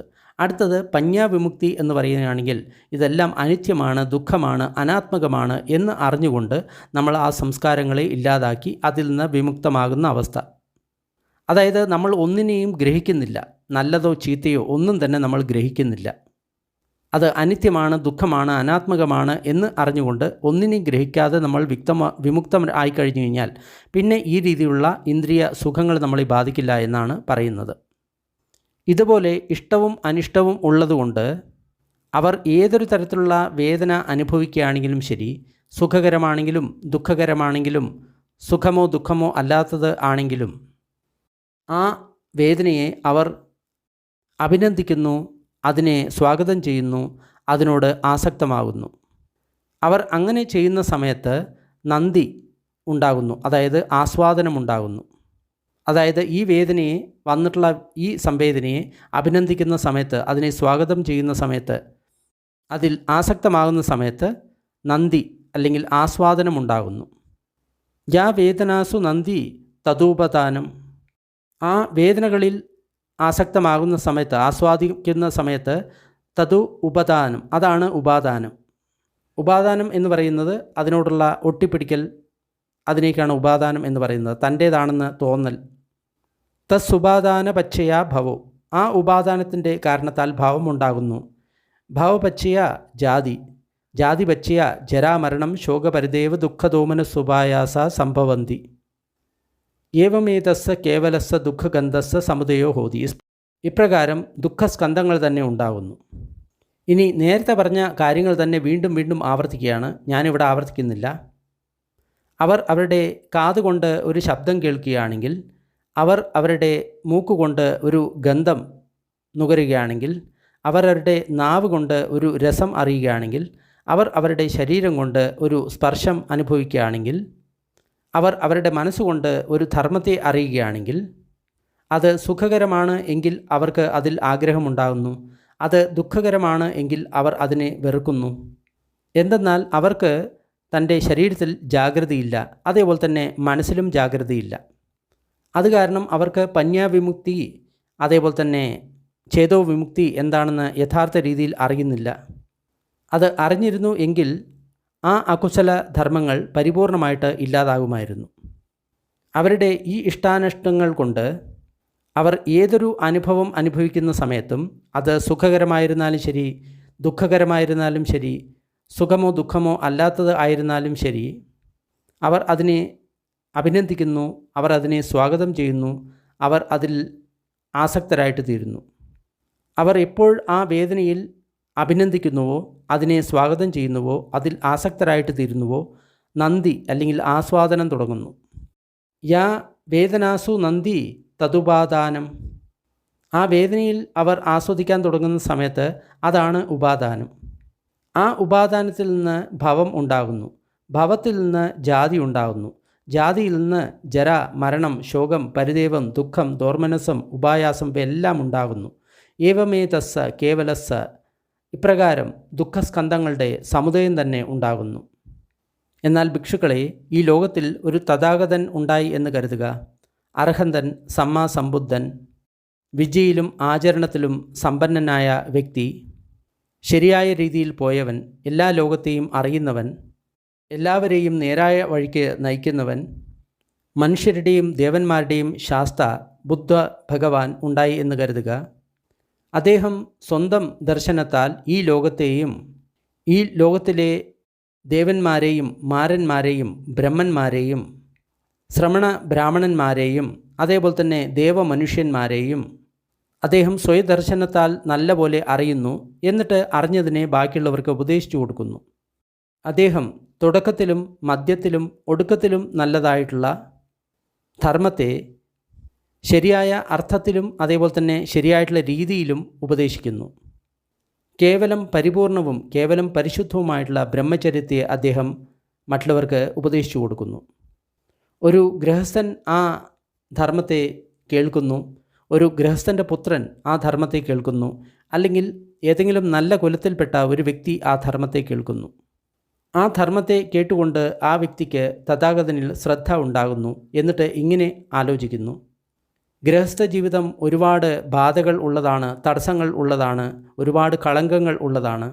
എന്നാൽ സന്യാസ ജീവിതം സ്വതന്ത്രമായിട്ടുള്ള ജീവിതമാണ്. ഗൃഹസ്ഥനായിട്ട് ജീവിക്കുന്ന ഒരു വ്യക്തിക്ക് ശംഖു പോലെ പരിശുദ്ധമായിട്ടുള്ള ബ്രഹ്മചര്യ ജീവിതം ജീവിക്കുക എന്നത് അസാധ്യമാണ്. അതായത് വളരെ ബുദ്ധിമുട്ടുള്ളതാണ്. എന്തുകൊണ്ട് ഞാൻ താടിയും മുടിയും വടിച്ച് കാഷായ വസ്ത്രം ധരിച്ച് ഗൃഹസ്ഥ ജീവിതത്തിൽ നിന്ന് സന്യാസിയാകുന്നില്ല? അതിനുശേഷം കുറച്ച് സമയത്തിന് ശേഷം അവർ തൻ്റെ വലുതും ചെറുതുമായിട്ടുള്ള സമ്പാദ്യം ഉപേക്ഷിച്ച് വലിയതും ചെറിയതുമായിട്ടുള്ള കുടുംബ ബന്ധങ്ങൾ ഉപേക്ഷിച്ച് അവർ അവരുടെ തലമുടിയും താടിയും വടിക്കുന്നു. എന്നിട്ട് കാഷായ വസ്ത്രം ധരിക്കുന്നു. എന്നിട്ട് ഗൃഹസ്ഥ ജീവിതം ഉപേക്ഷിച്ച് സന്യാസ ജീവിതത്തിലേക്ക് പോകുന്നു. അങ്ങനെ സന്യാസിയായതിനു ശേഷം അവർ ഭിക്ഷുക്കൾക്കുള്ള ശിക്ഷയും അതേപോലെ തന്നെ ജീവിത മാർഗവും അവർ സ്വീകരിക്കുന്നു. അവർ പ്രാണികളെ കൊല്ലുന്നില്ല, കൊല്ലുന്നത് ഉപേക്ഷിക്കുന്നു. അവർ വടിയും ആയുധങ്ങളും ഉപേക്ഷിക്കുന്നു. അവർ വളരെ ശ്രദ്ധയോടുകൂടി എല്ലാ ജീവികളോടും അനുകമ്പയോടുകൂടി മൈത്രിയോടുകൂടി വിഹരിക്കുന്നു. അവർ മോഷണം ഉപേക്ഷിക്കുന്നു. അവർക്ക് കൊടുത്തത് മാത്രമേ അവർ എടുക്കുന്നുള്ളൂ, കിട്ടിയത് മാത്രമേ അവർ ആഗ്രഹിക്കുന്നുള്ളൂ. ഒന്നും മോഷ്ടിക്കാതെ അവർ പരിശുദ്ധരായിട്ട് ജീവിക്കുന്നു. അവർ വ്യഭിചരിക്കുന്നില്ല, വ്യഭിചാരം ഉപേക്ഷിക്കുന്നു, അവർ ബ്രഹ്മചാരികളായിട്ട് ജീവിക്കുന്നു. മൈഥുനം എന്ന ഗ്രാമധർമ്മത്തെ അവർ പരിപൂർണമായിട്ട് ഉപേക്ഷിക്കുന്നു. ഗ്രാമധർമ്മം എന്ന് പറഞ്ഞു കഴിഞ്ഞാൽ അപരിഷ്കൃതരുടെ കാര്യം എന്നാണ് പറയുന്നത്. അവർ നുണ പറയുന്നത് ഉപേക്ഷിക്കുന്നു, അവർ സത്യം മാത്രം പറയുന്നു, എന്നിട്ട് സത്യത്തിൽ മാത്രം അവർ യോജിക്കുന്നു. അവർ സത്യസന്ധരാണ്, വിശ്വാസയോഗ്യരാണ്. അവർ ലോകത്തെ തൻ്റെ വാക്കുകൾ കൊണ്ട് ചതിക്കുന്നില്ല. അവർ ഏഷണി പറയുന്നത് ഒഴിവാക്കുന്നു, ഇവിടെ കേട്ടത് അവിടെ പോയിട്ട് പറയുന്നില്ല. അങ്ങനെ ആൾക്കാരെ പരസ്പരം പിരിക്കുന്നില്ല. എന്നാൽ പിരിഞ്ഞു താമസിക്കുന്നവരെ അവർ ഒന്നിപ്പിക്കാനാണ് ശ്രമിക്കുന്നത്. യോജിപ്പിക്കലിനെ അവർ പ്രോത്സാഹിപ്പിക്കുന്നു, അതിൽ സന്തോഷിക്കുന്നു.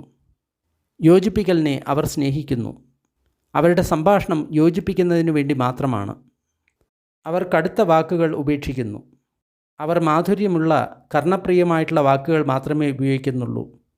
അത് ഹൃദയത്തിൽ തട്ടുന്നതാണ്, മര്യാദയുള്ളതാണ്, മറ്റുള്ളവർക്ക് ഇഷ്ടമായിട്ടുള്ള കാര്യമാണ്.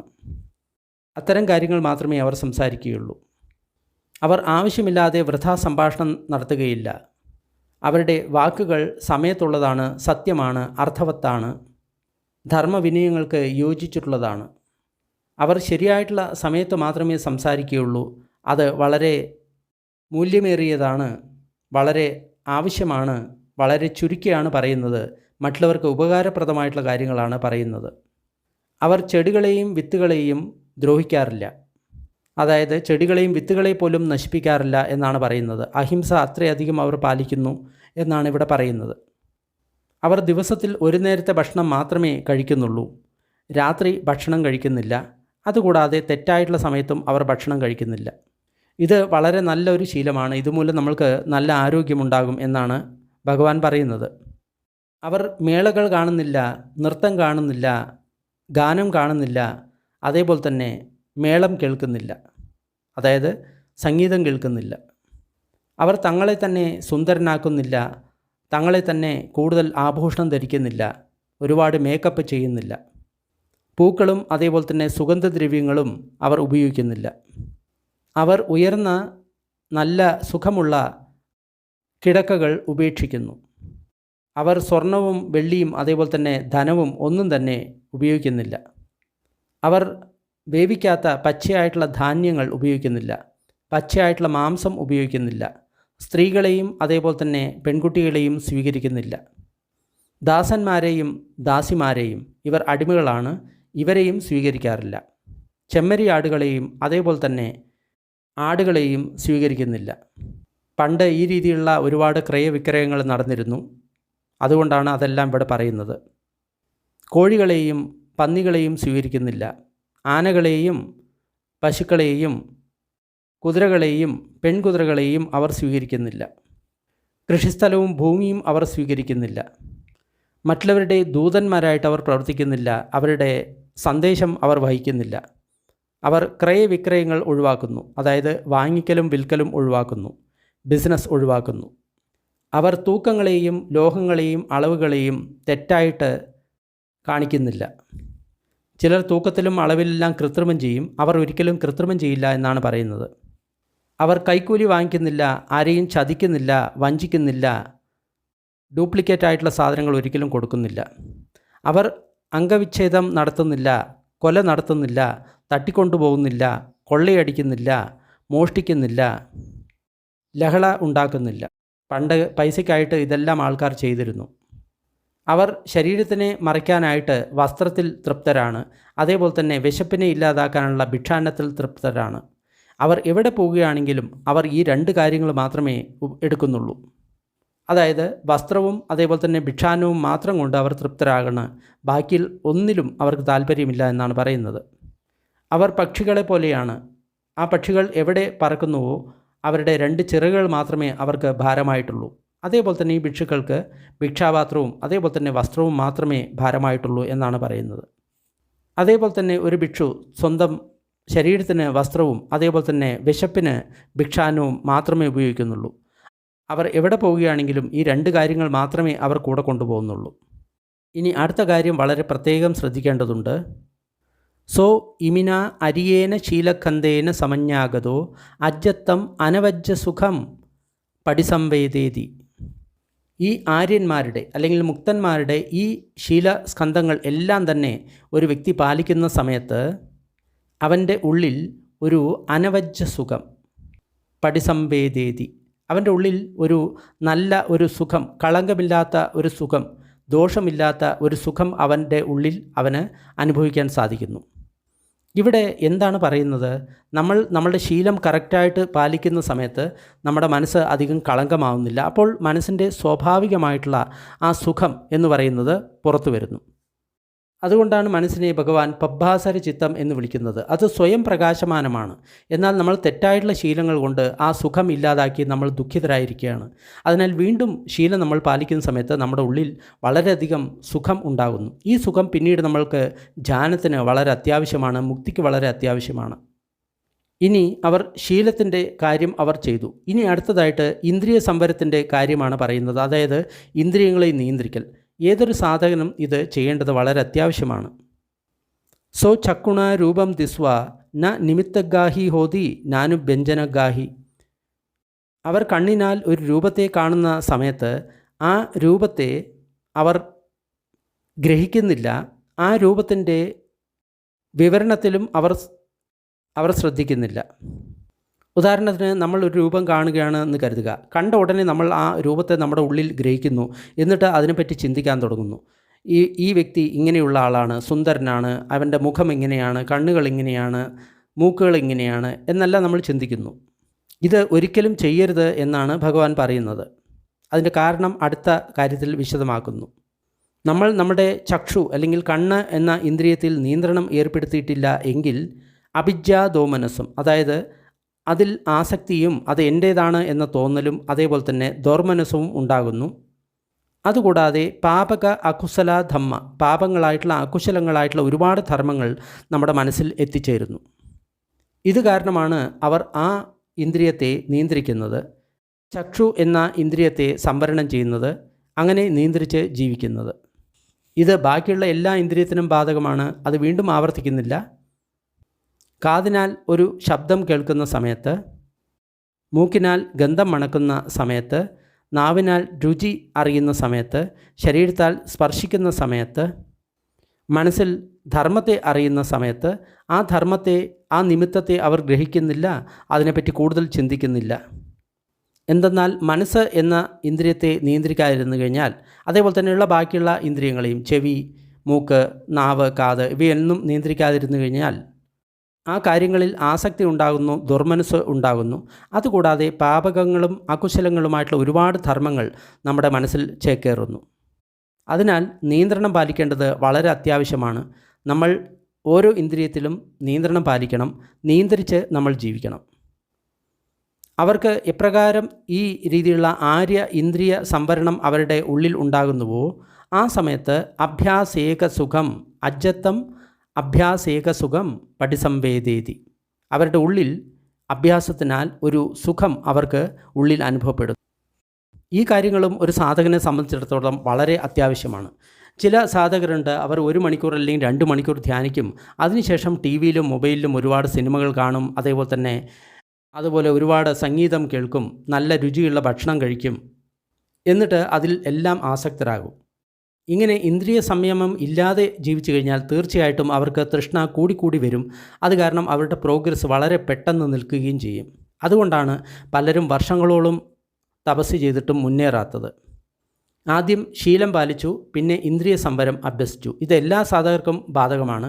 ഇനി അടുത്തതാണ് സമ്പജന്യം, അതായത് വാക്കിംഗ് മെഡിറ്റേഷൻ എന്നെല്ലാം നമ്മൾ പറയും. അതിനെ പറ്റിയിട്ടാണ് അടുത്തത് ഭഗവാൻ പറയുന്നത്. ഇത് വളരെ പ്രധാനപ്പെട്ട ഒരു കാര്യമാണ്. കാരണം മിക്ക ആൾക്കാരും ഇരുന്ന് തന്നെ ധ്യാനിച്ച് ശീലിച്ചിട്ടുള്ളവരാണ്. പക്ഷേ ധ്യാനം എന്നത് എല്ലാ സമയത്തും നടത്തേണ്ട ഒരു കാര്യമാണ്. അപ്പോൾ നമ്മൾ എല്ലാ സമയത്തും നമ്മൾ ധ്യാനിക്കാൻ പഠിച്ചിട്ടില്ല എങ്കിൽ നമ്മൾ ഒരിക്കലും മുന്നേറില്ല. അതുകൊണ്ടാണ് ഈ സമ്പജന്യം ഇവിടെ പാലിക്കാൻ പറയുന്നത്. സോ അഭിക്കന്തേ പഠിക്കന്തേ സമ്പജാനകാരി ഹോതി. അവർ മുന്നോട്ടും പിന്നോട്ടും നടക്കുന്ന സമയത്ത് അവർ സമ്പജാനത്തോടു കൂടി നടക്കുന്നു. മുന്നോട്ട് നോക്കുന്ന സമയത്തും വശങ്ങളിലേക്ക് നോക്കുന്ന സമയത്തും സമ്പജാനത്തോടു കൂടി ഇരിക്കുന്നു. അവരുടെ കാലുകളെ ചമ്രമടിഞ്ഞിരിക്കുന്ന സമയത്തും കാലുകൾ നിവർത്തുന്ന സമയത്തും സമ്പജാനത്തോടു കൂടി ഇരിക്കുന്നു. അവർ ചീവരം ധരിക്കുന്ന സമയത്തും അതേപോലെ തന്നെ ചീവരവും ഭിക്ഷാപാത്രവും എടുക്കുന്ന സമയത്തും ഭക്ഷണം കഴിക്കുന്ന സമയത്തും വെള്ളം കുടിക്കുന്ന സമയത്തും ചവയ്ക്കുന്ന സമയത്തും രുചിക്കുന്ന സമയത്തും മൂത്രം അതേപോലെ തന്നെ മലം ത്യജിക്കുന്ന സമയത്തും നടക്കുന്ന സമയത്തും നിൽക്കുന്ന സമയത്തും ഇരിക്കുന്ന സമയത്തും ഉറങ്ങുന്ന സമയത്തും ഉണരുന്ന സമയത്തും സംസാരിക്കുന്ന സമയത്തും മൗനമായിട്ടിരിക്കുന്ന സമയത്തും അവർ സമ്പജന്യത്തോടുകൂടി ഇരിക്കുന്നു. ഇവിടെ സമ്പജന്യം എന്ന വാക്കിൻ്റെ അർത്ഥം എന്താണ്? പജാനാതി എന്ന വാക്കിന് പ്രജ്ഞാപൂർവം അറിയുക. എന്താണ് പ്രജ്ഞാപൂർവം അറിയുന്നത്? ഇത് ദുഃഖമാണ്, ഇത് ദുഃഖത്തിൻ്റെ കാരണമാണ്, ഇത് ദുഃഖത്തിൻ്റെ നിരോധമാണ്, ഇത് ദുഃഖത്തിൻ്റെ നിരോധനത്തിലുള്ള മാർഗമാണ്. ഇതിനെയാണ് പജാനാതി എന്ന് പറയുന്നത്. സമ്പജാനാതി എന്ന് പറയുമ്പോൾ സമ്യക്കായിട്ടുള്ള രീതിയിൽ, അതായത് ശരിയായിട്ടുള്ള രീതിയിൽ ആ അഭ്യാസത്തെ അഭ്യസിക്കുക. അതാണ് സമ്പജാനാതി. പ്രജ്ഞയോടുകൂടി അതിനെ അറിയുക. പ്രജ്ഞ എന്ന് പറയുന്നത് എപ്പോഴും 4 ആര്യസത്യമാണ് എന്നുള്ള കാര്യം മറക്കരുത്. അവർക്ക് ഈ ആര്യശീലവും ആര്യ ഇന്ദ്രിയ സംവരണവും ഈ ആര്യ സതിയും ആര്യ സമ്പജന്യവും ഉണ്ടാകുന്ന സമയത്ത് അടുത്തതായിട്ട് അവർ ഇരുന്ന് ധ്യാനിക്കാൻ പോവുകയാണ്. ആര്യ എന്ന് പറയുന്നത് മുക്തി നേടിയവരുടെ എന്നാണ് അർത്ഥം, അല്ലെങ്കിൽ ആര്യന്മാരുടെ എന്നാണ് അർത്ഥം. മുക്തി നേടിയിട്ടുള്ള ആൾക്കാരാണ് ആര്യന്മാർ. അപ്പോൾ അവർ ശീലങ്ങളെ പരിപൂർണമായിട്ടും ആദ്യം പാലിച്ചു, പിന്നീട് ഇന്ദ്രിയ സംവരണം അല്ലെങ്കിൽ ഇന്ദ്രിയങ്ങളുടെ നിയന്ത്രണം അഭ്യസിച്ചു, അതിനുശേഷം സതി അല്ലെങ്കിൽ ജാഗ്രത അഭ്യസിച്ചു, അടുത്തത് അവർ സമ്പജാനം അഭ്യസിച്ചു. അതിനുശേഷം അവർ നിർജ്ജനമായിട്ടുള്ള ഒരു സ്ഥലത്ത് താമസിക്കാൻ പോകുന്നു. ഒരു ആരണ്യത്തിൽ അല്ലെങ്കിൽ വൃക്ഷങ്ങളുടെ മൂലത്തിൽ, ഒരു പർവ്വതത്തിൽ, ഒരു താഴ്വരയിൽ, ഒരു ഗുഹയിൽ, ഒരു ശ്മശാനത്തിൽ, ഒരു കാട്ടിൽ അല്ലെങ്കിൽ തുറന്ന സ്ഥലത്ത് അവർ കുറച്ച് വൈക്കോൽ വിരിക്കുന്നു. ഭിക്ഷാടനത്തിന് ശേഷം ഭക്ഷണം കഴിഞ്ഞ് അവർ തിരിച്ചു വരുന്നു. എന്നിട്ട് ചമ്രം പടിഞ്ഞ് ഇരിക്കുന്നു, അവരുടെ ശരീരം നേരെയാക്കി വയ്ക്കുന്നു. എന്നിട്ട് പരിമുഖം സതിം ഉപഠവിത്വ, അവരുടെ മുഖത്തിന് ചുറ്റും അവരുടെ സതി അല്ലെങ്കിൽ അവരുടെ ശ്രദ്ധ വയ്ക്കുന്നു. ഈ കാര്യം പ്രത്യേകം ശ്രദ്ധിക്കുക. ആനാപാന സമയത്തും ഇതേപോലെ തന്നെ പരിമുഖം സതിം ഉപഠവിത്വ എന്നാണ് വന്നിരിക്കുന്നത്. അതായത് മുഖത്തിന് ചുറ്റുമാണ് അവരുടെ ശ്രദ്ധ. പക്ഷേ പലരും ഇതിന് വ്യാഖ്യാനിക്കുന്നത് മേൽചുണ്ടിന് മുകളിൽ മൂക്കിന് താഴെ എന്നാണ്. പക്ഷേ അതല്ല ഇവിടെ ഉദ്ദേശിക്കുന്നത്. നമ്മളുടെ മിക്ക ഇന്ദ്രിയങ്ങളും മുഖത്തിന് ചുറ്റുമാണ്. അതുകൊണ്ടാണ് മുഖത്തിന് ചുറ്റും ശ്രദ്ധ വയ്ക്കാൻ പറയുന്നത്. ഇവിടെ ഒരു സ്ഥലത്ത് കോൺസെൻട്രേഷൻ ചെയ്യാൻ പറയുന്നില്ല. അതിനുശേഷം അവർ എന്ത് ചെയ്യുന്നു? സോ അഭിജ്ജം ലോകേ പഹായ വിഗതാഭിജ്ജേന ചേതസാ വിഹരതി. അവർ ഈ ലോകത്തിലുള്ള ആസക്തി ഉപേക്ഷിക്കുന്നു. അതായത് ശരീരത്തിൽ എന്തെല്ലാം സംഭവിക്കുന്നുവോ അതിൽ അവർ ആസക്തരാകുന്നില്ല, അതിനെ ഉപേക്ഷിക്കുന്നു. ആസക്തിയില്ലാത്ത ഒരു മനസ്സോടുകൂടി അവർ ധ്യാനിക്കുന്നു. എന്നിട്ട് മനസ്സിനെ ആസക്തിയിൽ നിന്ന് വിമുക്തമാക്കുന്നു. അതായത് ഒന്നിനെയും തൻ്റേതായിട്ട് ഗ്രഹിക്കുന്നില്ല. അതായത് രാഗം ഉപേക്ഷിച്ച് ഇരിക്കുന്നു. അതേപോലെ തന്നെ മനസ്സിൽ വ്യാപാദം അല്ലെങ്കിൽ ദ്വേഷവും മറ്റുള്ളവരോട് വെറുപ്പും ഉപേക്ഷിക്കുന്നു. മനസ്സിൽ ദ്വേഷമില്ലാതെ വെറുപ്പില്ലാതെ മറ്റുള്ള എല്ലാ ജീവികൾക്കും അനുകമ്പയോടുകൂടി അവർ മനസ്സിനെ പരിശുദ്ധമാക്കുന്നു. മനസ്സിൽ നിന്ന് ധീനമിത്തം, അതായത് ശരീരത്തിലും മനസ്സിലും ഉള്ള ആലസ്യത്തെ ഇല്ലാതാക്കി ആലോകസന്നി, അതായത് പ്രകാശത്തെ അവർ മനസ്സുകൊണ്ട് ഗ്രഹിച്ച് സതോ സമ്പജാനോ സതി ഓർ സമ്പജാനത്തോടുകൂടി ധീനമിത്ത ചിത്തം പരിശോധയതി, ചിത്തത്തിലുണ്ടാകുന്ന ആ ധീനമിത്തം ആലസ്യത്തെ അവർ ഉപേക്ഷിക്കുന്നു. ഇവിടെ നമ്മുടെ 5 ശത്രുക്കളെ കുറിച്ചിട്ടാണ് പറയുന്നത്. ഉദ്ദച്ച കുക്കുച്ചത്തെ ഉപേക്ഷിച്ച് അവർ മനസ്സിനെ ശാന്തമാക്കി, ഉള്ളിൽ മനസ്സിനെ പ്രശാന്തമാക്കി, മനസ്സിനെ ഉദ്ദച്ച കുക്കുച്ചത്തിൽ നിന്ന് അവർ മനസ്സിനെ വിമുക്തമാകുന്നു. ഉദ്ദച്ച കുക്കുച്ചം എന്ന് പറയുന്ന സമയത്ത് ഇരിക്കപ്പുറതിയില്ലായ്മ, അത് നമ്മുടെ ഒരു ശത്രുവാണ്. പലരും ധ്യാനിക്കുന്ന സമയത്ത് തന്നെ അസ്വസ്ഥരാകും, അവർക്ക് ഒട്ടും തന്നെ ഇരിക്കാൻ സാധിക്കില്ല. അത് ഈ ഉദ്ദച്ച കുക്കുച്ചം എന്ന ഈ ശത്രുവാണ്. ഇതിനെ നമ്മൾ ഉപേക്ഷിക്കണം. അടുത്തതായിട്ട് അവർ സംശയത്തെ ഉപേക്ഷിച്ച് സംശയമില്ലാതെ അവർ ജീവിക്കണം. അതിന് കുശലധർമ്മങ്ങളിൽ അവർക്ക് സംശയം പാടില്ല. മനസ്സിനെ ആ സംശയത്തിൽ നിന്ന് അവർ ശുദ്ധീകരിക്കണം. സോ ഇമേ പഞ്ചാനീവരണേ പഹായ ചേതസോ ഉപക്ലേശേ പഞ്ഞായ ദുഫലീകരണേ. ഈ 5 നീവരണങ്ങളെ ഉപേക്ഷിച്ച് ചിത്തത്തിൻ്റെ ഉപക്ലേശങ്ങളെ പ്രജ്ഞയാൽ ദുർബലമാക്കണം. ഈ 5 നീവരണങ്ങളെ ഉപക്ലേശങ്ങൾ എന്നാണ് ഇവിടെ പറയുന്നത്. അതിനെ പ്രജ്ഞയാൽ നമ്മൾ ഇല്ലാതാക്കണം. അതായത് നമ്മൾ ധ്യാനിക്കാനിരുന്നതിന് ശേഷം ഈ 5 നീവരണങ്ങളെ നമ്മൾ ഇല്ലാതാക്കി. ഇനി അടുത്തത് വീണ്ടും ഭഗവാൻ ധ്യാനത്തെക്കുറിച്ചിട്ടാണ് പറയുന്നത്. നിർവ്വാണത്തിന് ധ്യാനം എത്ര ആവശ്യകരമാണ് എന്ന് നിങ്ങൾക്ക് ഇതുവരെ മനസ്സിലായി കാണും. കാരണം ഒരുപാട് സൂത്രങ്ങളിൽ നിങ്ങൾ ഈ ധ്യാനത്തെക്കുറിച്ച് കേട്ടിരിക്കും. ഈ ധ്യാനത്തെ നിങ്ങൾക്കും പഠിക്കാൻ സാധിക്കും. നിങ്ങൾ അതിന് ധമ്മസുഖ ഏഷ്യ എന്ന വെബ്സൈറ്റിൽ പോകുക. അവിടെ ബന്ദേ വിമലാരംസി പഠിപ്പിക്കുന്ന TWIM meditation, tranquil wisdom insight meditation എന്നൊരു ധ്യാനമുണ്ട്. അതിനെപ്പറ്റി നിങ്ങൾക്ക് പഠിക്കാൻ സാധിക്കും. ഇനി നിങ്ങൾക്ക് ഇംഗ്ലീഷ് അറിയില്ല എങ്കിൽ മലയാളത്തിൽ ഒരു യൂട്യൂബ് ചാനലുണ്ട്, ട്വിം മലയാളം, TWIM മലയാളം. അതിൽ അതിൻ്റെ എല്ലാം മലയാള പരിഭാഷ ഉണ്ട്. അത് നിങ്ങൾക്ക് കേൾക്കാവുന്നതാണ്. അതിനുശേഷം കാമസുഖങ്ങളിൽ നിന്ന് വിരതമായിക്കൊണ്ട്, അകുശലധർമ്മങ്ങളിൽ നിന്ന് വിരതമായിക്കൊണ്ട് അവർ ഒന്നാമത്തെ ധ്യാനത്തിലെത്തിച്ചേരുന്നു. അതിനുശേഷം രണ്ടാമത്തെ ധ്യാനത്തിലെത്തിച്ചേരുന്നു, മൂന്നാമത്തെ ധ്യാനത്തിലെത്തിച്ചേരുന്നു, നാലാമത്തെ ധ്യാനത്തിലെത്തിച്ചേരുന്നു. അതിനുശേഷം അവർ കണ്ണുകൊണ്ട് ഒരു രൂപം കാണുന്ന സമയത്ത് അത് നല്ലതാണെങ്കിൽ അവർക്ക് അതിന് ആഗ്രഹമുണ്ടാകുന്നില്ല. അത് നല്ലതല്ലെങ്കിൽ അതിനോട് അവർക്ക് വെറുപ്പുമുണ്ടാകുന്നില്ല. അവർ അവരുടെ ശരീരത്തിൽ സതി ഓടുകൂടി, അതുകൂടാതെ അപ്പമാണ ചേതസ്സോടുകൂടി അവർ വിഹരിക്കുന്നു. അതായത് ഇപ്പോൾ അവർക്ക് അവരുടെ ശരീരത്തിൽ നിയന്ത്രണമുണ്ട്, ജാഗ്രതയുണ്ട്. അതേപോലെ തന്നെ ചിത്തത്തിലും നിയന്ത്രണമുണ്ട്, ജാഗ്രതയുണ്ട്. അത് അപ്രമാണ ചിത്തമാണ്. അതായത് അവിടെ മൈത്രിയുണ്ട്, കരുണയുണ്ട്. അതുകൊണ്ടാണ് അപ്പമാണം എന്ന് പറഞ്ഞത്. അപ്പോൾ അവർക്ക് ചേതോ വിമുക്തി, പഞ്ഞാ വിമുക്തി എന്ന രണ്ട് കാര്യത്തെപ്പറ്റിയും അവർക്ക് ശരിയായിട്ട് മനസ്സിലാക്കാൻ സാധിക്കുന്നു.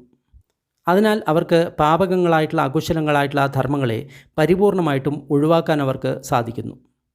ഇവിടെ ചേതോ വിമുക്തി എന്ന് പറയുമ്പോൾ മനസ്സിനെ ശാന്തമാക്കിക്കൊണ്ട് വിമുക്തമാകുന്ന അവസ്ഥ.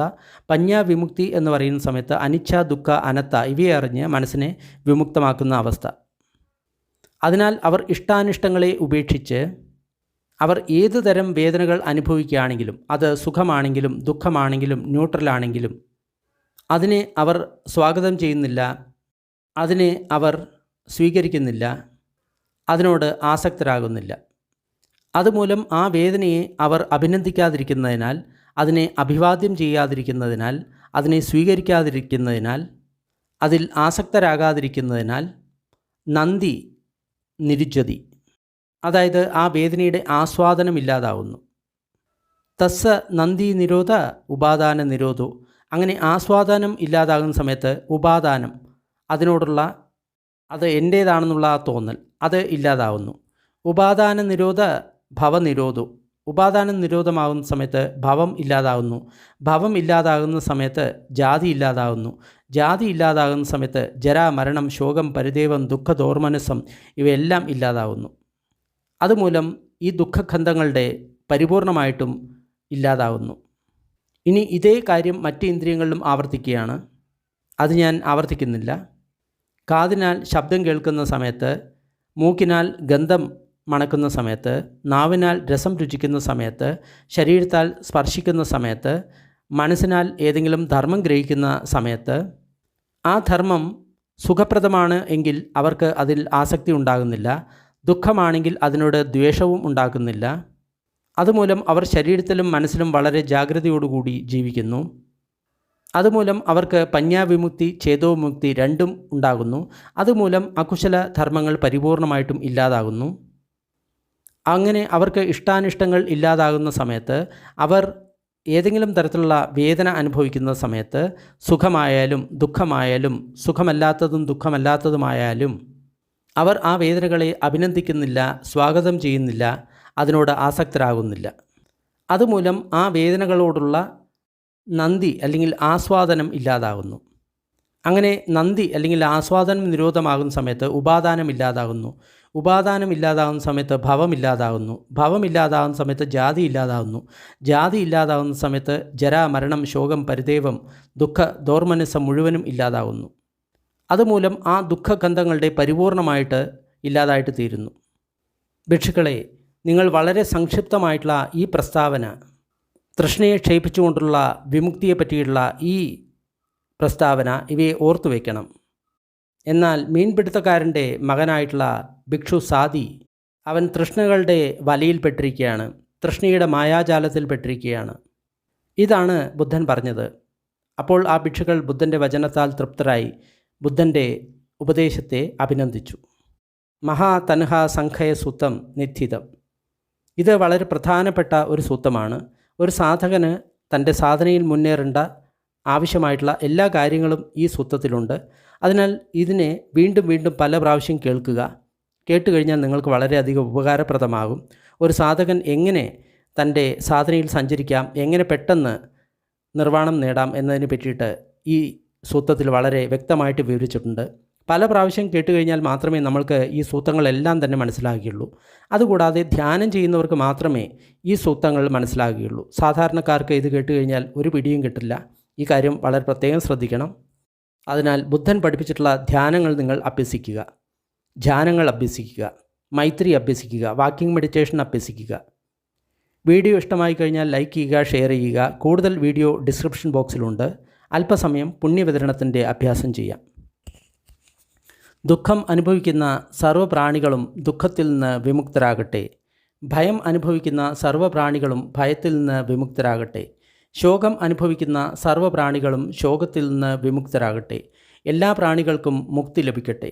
നമ്മൾ നേടിയ ഈ പുണ്യത്തിൽ സർവ്വജീവികളും പങ്കാളികളാകട്ടെ. അതുമൂലം സർവ്വപ്രാണികൾക്കും സുഖവും സന്തോഷവും ഉണ്ടാകട്ടെ. ഭൂമിയിലും ആകാശത്തിലും ഉള്ള സർവ്വപ്രാണികളും അധോലോകത്തെയും മനുഷ്യലോകത്തെയും ദേവലോകത്തെയും അരൂപ ബ്രഹ്മലോകത്തിലെയും സർവ്വപ്രാണികളും നമ്മളുടെ ഈ പുണ്യത്തിൽ പങ്കാളികളാകട്ടെ. അതിശക്തരായിട്ടുള്ള ദേവന്മാരും ബ്രഹ്മന്മാരും ബുദ്ധശാസനത്തെ സംരക്ഷിക്കട്ടെ. സാധു സാധു സാധു.